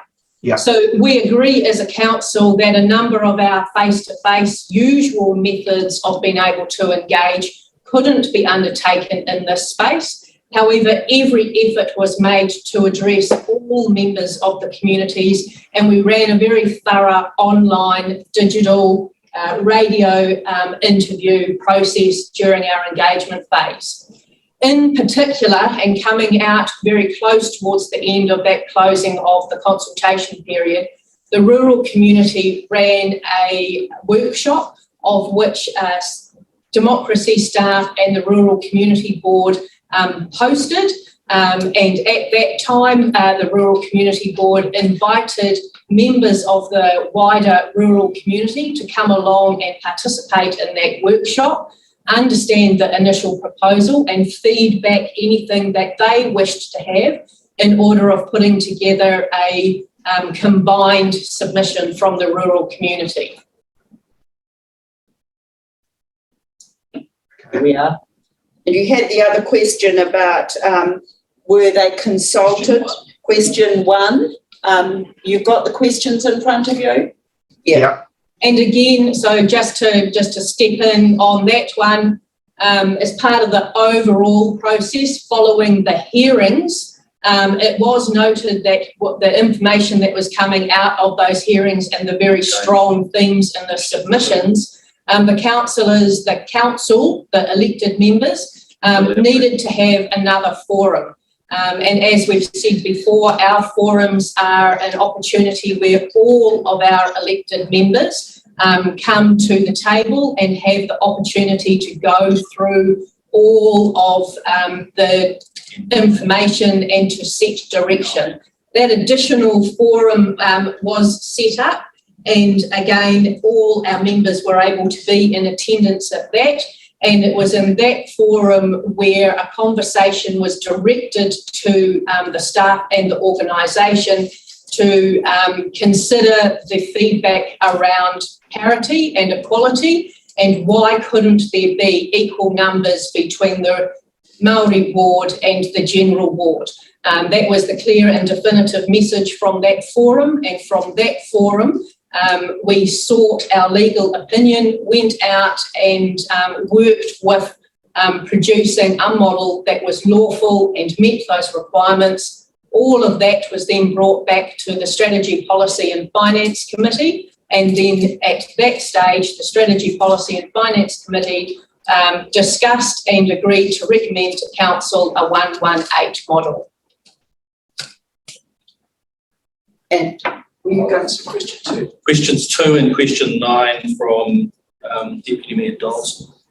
So our 2 community boards, the provisions for them in our governance model, our existing governance model, is that they're each comprised of 4 members elected by the community of interest and 1 appointed councillor. Now, the rural board was established in our previous representation review at a time when we had 12 councillors. So this is also talking to question 9, 12 councillors at large. We reduced that to 10 and established the Rural Community Board and appointed 1 councillor to both the Lakes and the Rural Community Boards. Now, those community boards have a representative on each of our 2 committees as a whole. So a Lakes Community Board elected member comes to the Operations and Monitoring Committee, and also to the SPNF Committee, Strategy, Policy and Finance Committee, one member of each board. The chairs of the 2 community boards sit on our Strategy, Policy and Finance Committee. Also, in addition to question 9, why is 10 the best number? So in our view, that's down to the effectiveness of our partnership with Te Tātou Aotearoa and the community boards. And that's why we reduced to 10 at the previous representation review. Also, the consultation feedback at this representation review was overwhelmingly in favour of retaining 10 councillors on our community, on our council. Those are the issues of the rural board. And I'm sorry, Brendan. Sorry, could we just repeat the answer to that question? Because the 10 because of effectiveness, and that was in agreement with Te Tātou and who? And the 2 community boards. So going back to the no, please. You've already repeated yourself quite a bit. So, yep. And the second reason was the overwhelming feedback was in favour of retaining 10 councillors. Okay, cheers. Thanks. Sorry, I just couldn't digest it all at once. Cool. Right. So to the so hold on. Sorry. So were the community boards consulted directly? They attended all of the workshops. Pardon me? They attended all of the elected member workshops. That's community boards and Te Tātou Aotearoa. They were involved in the direction setting for the models that Yeah. Can I just step in there? I think we're missing a point here. We went out and consulted on an initial proposal, which was 244.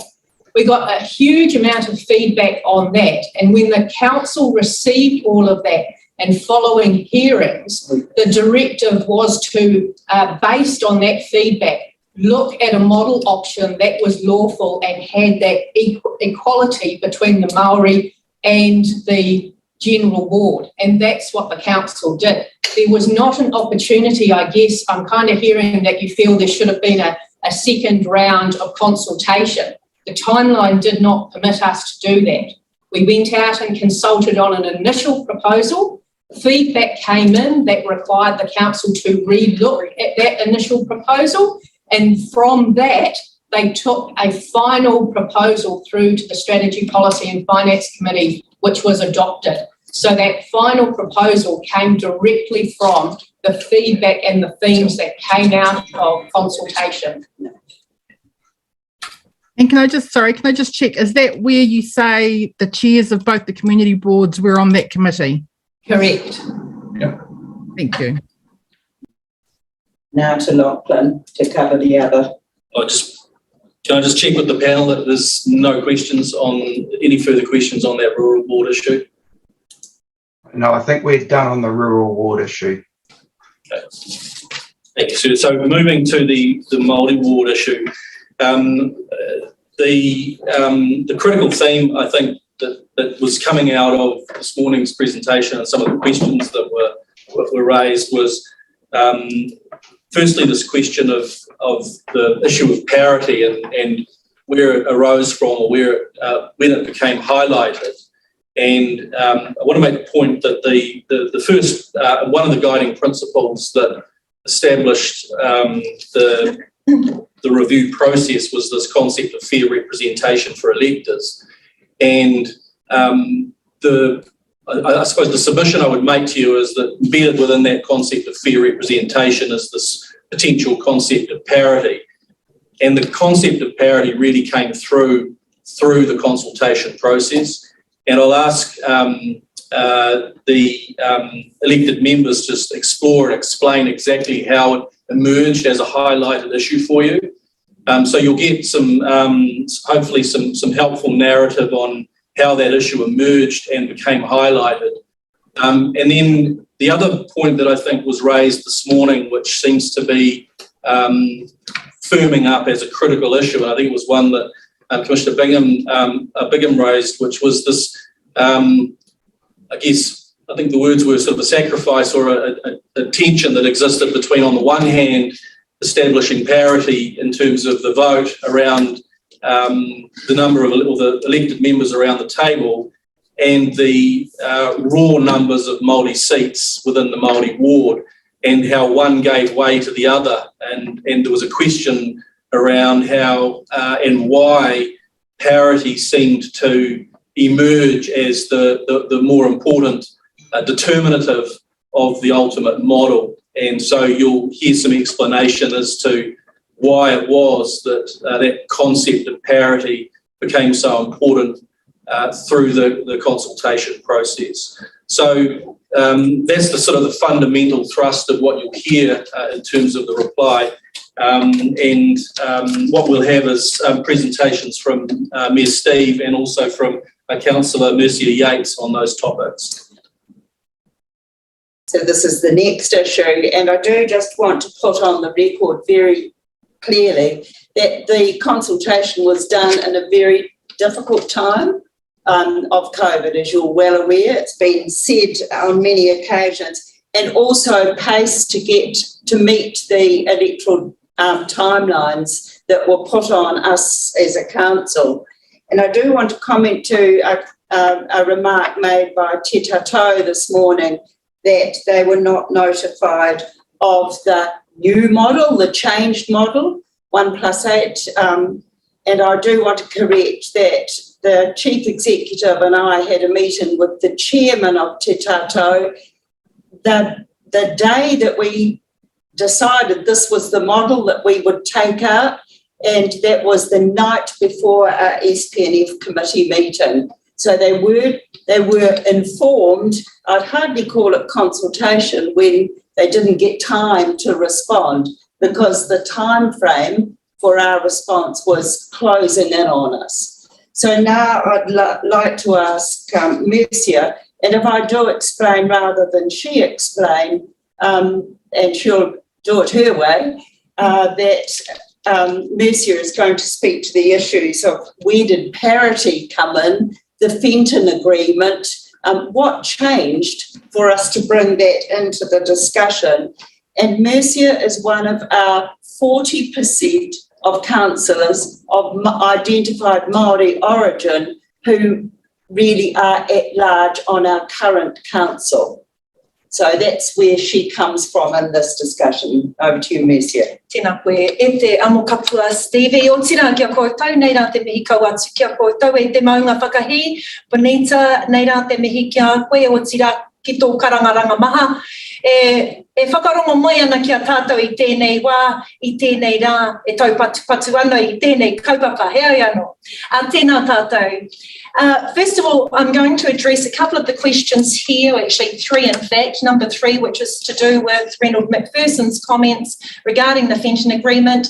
I'll then go on to address in my summary around how we came up with the elected members within the Māori ward, and then finally also hopefully address, as Mayor Steve has mentioned as well as Lachlan, the conversation around parity. So first off, just clarifying that there is clearly a misunderstanding about this particular agreement, the Rotorua Township Agreement. It's how we prefer to call it these days as opposed to the Fenton's Agreement, but the Rotorua Township Agreement and what has been misrepresented here today, which is the claim that it was settled in 1993.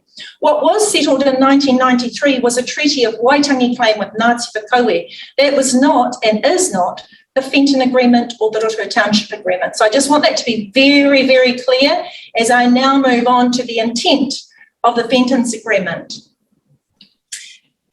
So, with regards to our Fenton's Agreement, it is now our opportunity as the Rotorua Lakes Council to start addressing the intent of this agreement, which was to reciprocate the generosity of the gifting of land for the establishment of our township.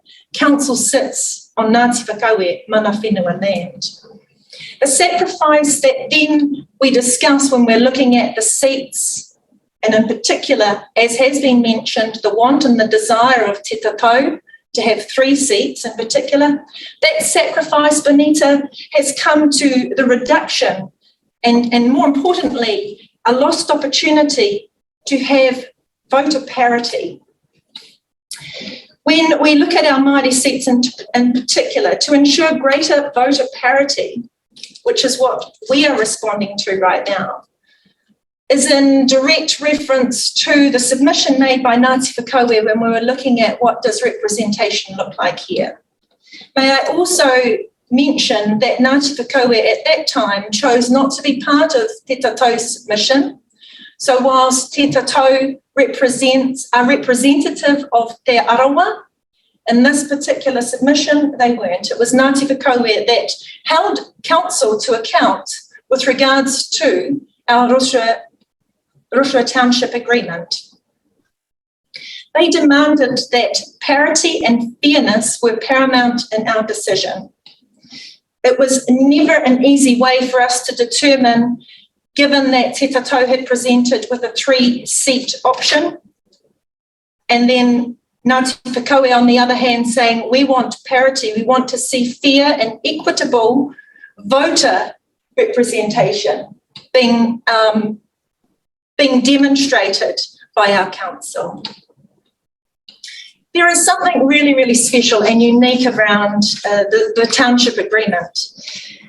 And that is, it underpins and identifies that our whole community are important.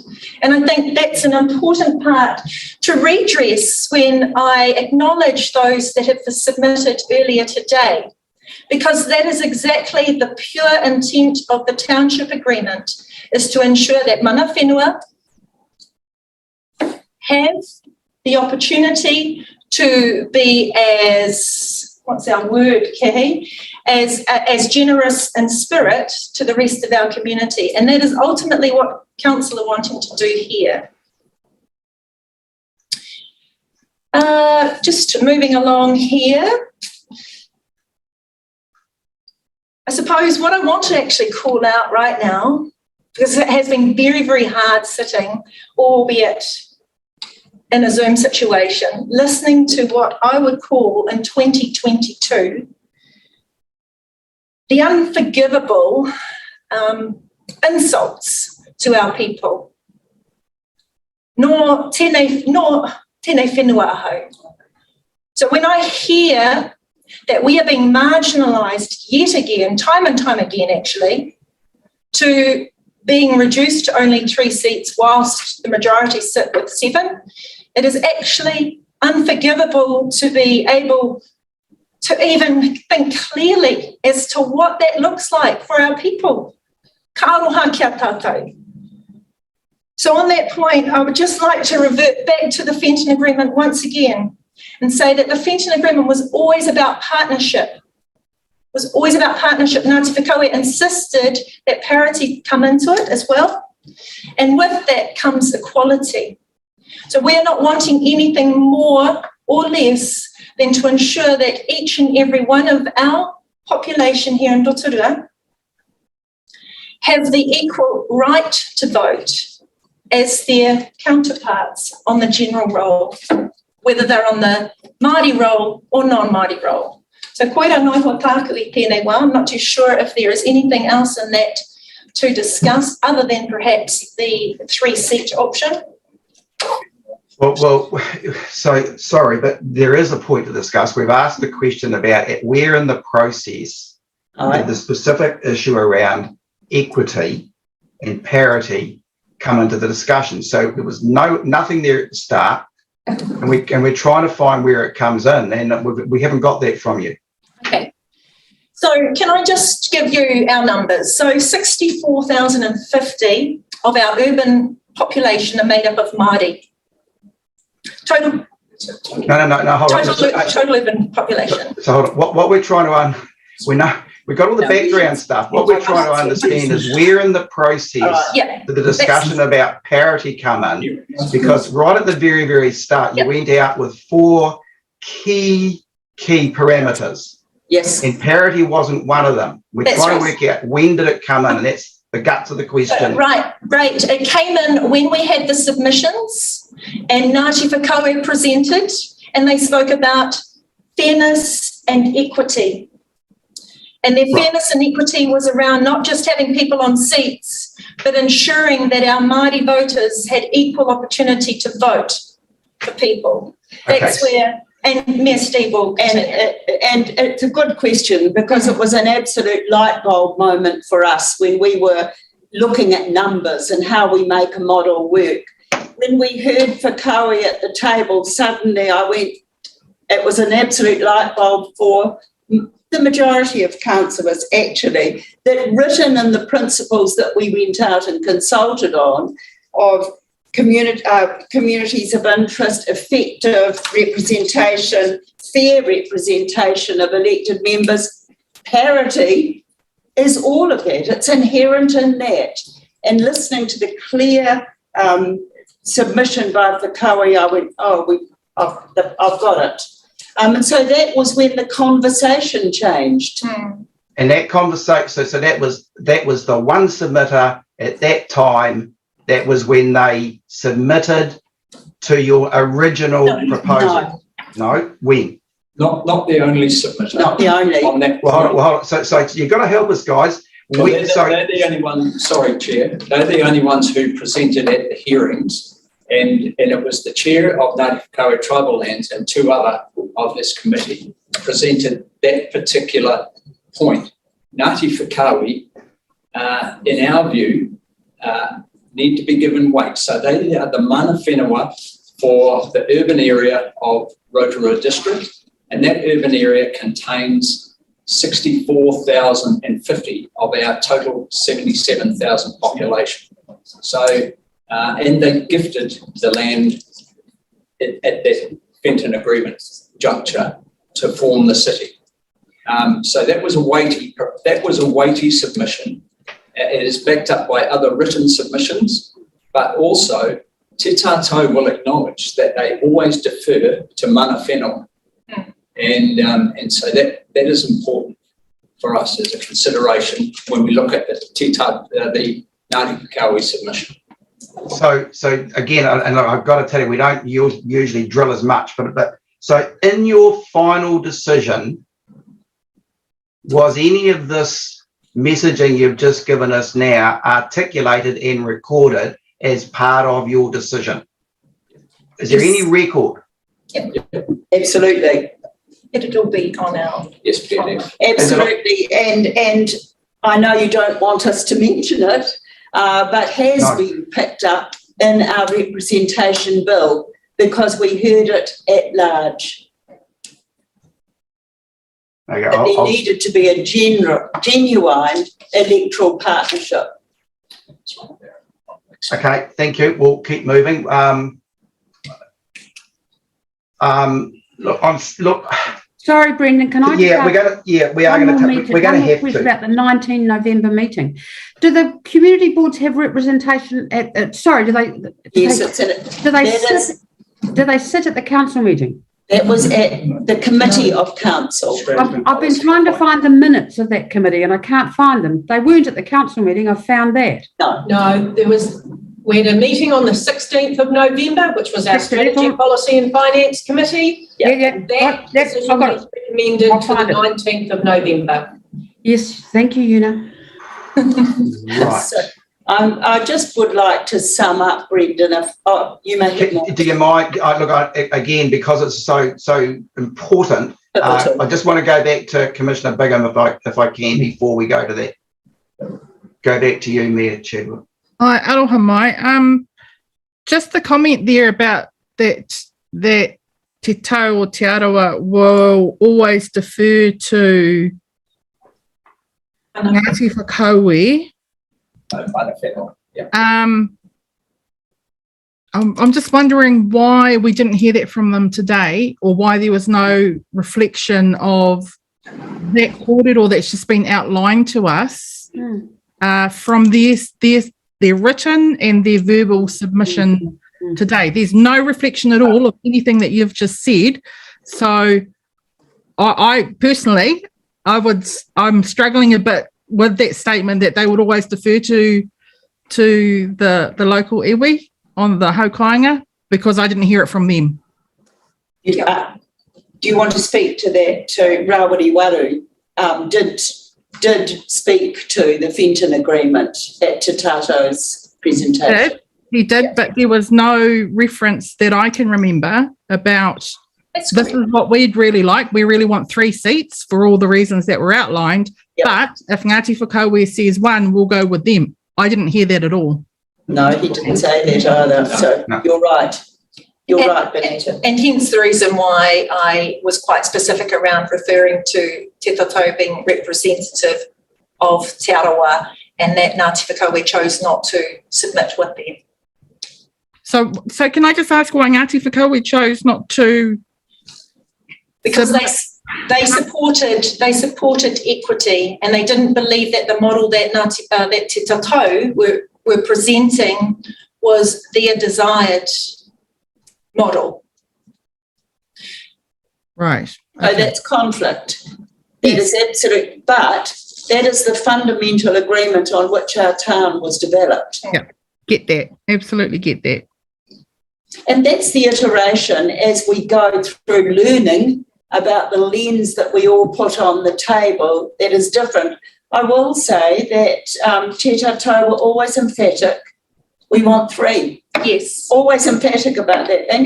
They said it today. That was always their position.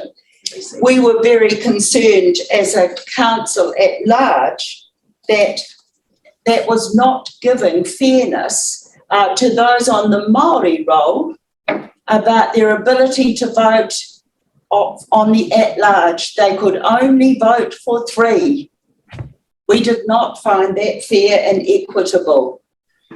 But you made it one of your founding 4 points at the start of the process. But we learned along the way, Brendan. We went out and we consulted and we got a lot of feedback.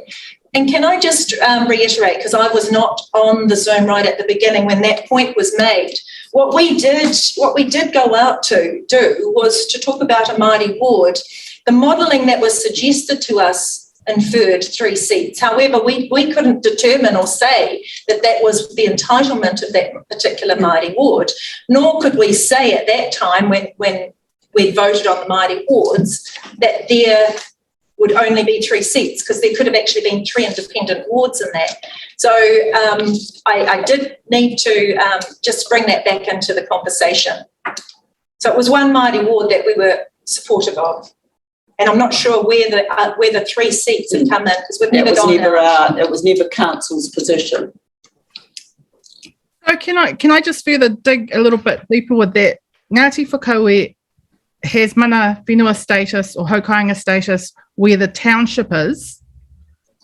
Does Te Tau or Te Arawa, with all the list of organisations they represent, that encompasses the Wairohe and all the iwi, potentially iwi hapu interests for the Wairohe? Correct. Okay. So is it council's position that the commission should elevate Ngāti Whakaue's voice for the township over Te Tau or Te Arawa for the rohe? We certainly couldn't determine that. We couldn't determine that. But you heard their view. Yeah, but that's what your reflection of the final proposal meant, that 1 seat was based on Ngāti Whakaue wanting parity. We've heard a different side of the story from... You have. Okay, halfway, thank you. Thank you, Pai. Which is also why we are wanting a bill to address that dilemma. So we've been left in a very difficult position because of the voting, the way it is split. And we were not able to deliver for our wider district what we really saw as a representative model. That's out from today and is out into the future and will be dealt with outside of here. Sorry, can I ask one more question relating to that? When it comes to co-governance, in terms of Article 4 of the treaty, do you also have separate agreements and or discussions with each of the hapu, I suppose? Ngāti Rangirehe. Yes, we do. We have partnership agreements with MOU. MOU, memorandums of understanding. So what is the difference between the role of Te Tau and the role of individual, I want to say iwi, but in terms of the governance of the Rotorua Railway, what is the different status, or maybe that's the wrong word, maybe it's just role of the Te Tau, I've got that back to front, I think, because I noticed its membership as landowners and this and that and the other, and then with regard to governance, kawangatanga relationships with each of the iwi. What is the clear example of the difference, so I can get it, if you know what I mean? I would say it's incomplete. So when we began the partnership, the best that we could get was to have a partnership board that sat on the committees of council, but they are not the ultimate decision-making bodies at council table. And that's why we came up with a model that better reflects equity, even underwhelming 1 plus 8. That is parity. Well, then I'll just chase that little bit of Benita's upside. Given that, and I understand that, it makes perfect sense to me, 3 Māori councillors in terms of that division of roles versus 1 in terms of effective representation for members for the residents who are on the Māori electoral roll. Maybe that's the question we were looking towards, was how does 1 provide effective representation when you might have 3 or a different number. So that's why we're going at this, because we're just, Yes. I think we're struggling towards it. Certainly, Yeah, I I'm can now see. starting to understand. But yeah, thank you. And I won't We're open still up to struggling with it too. We're struggling with it too. And I suppose it came up earlier too when there were other submitters who talked about, or appellants who talked about why they wanted 3-7 and those sorts of things, and how can you guarantee that a Māori is actually going to get a seat in the general role and what have you. We're already representative and have demonstrated for a very long time here in Rotorua that Māori can stand in an electoral at-large seat and be successful in that.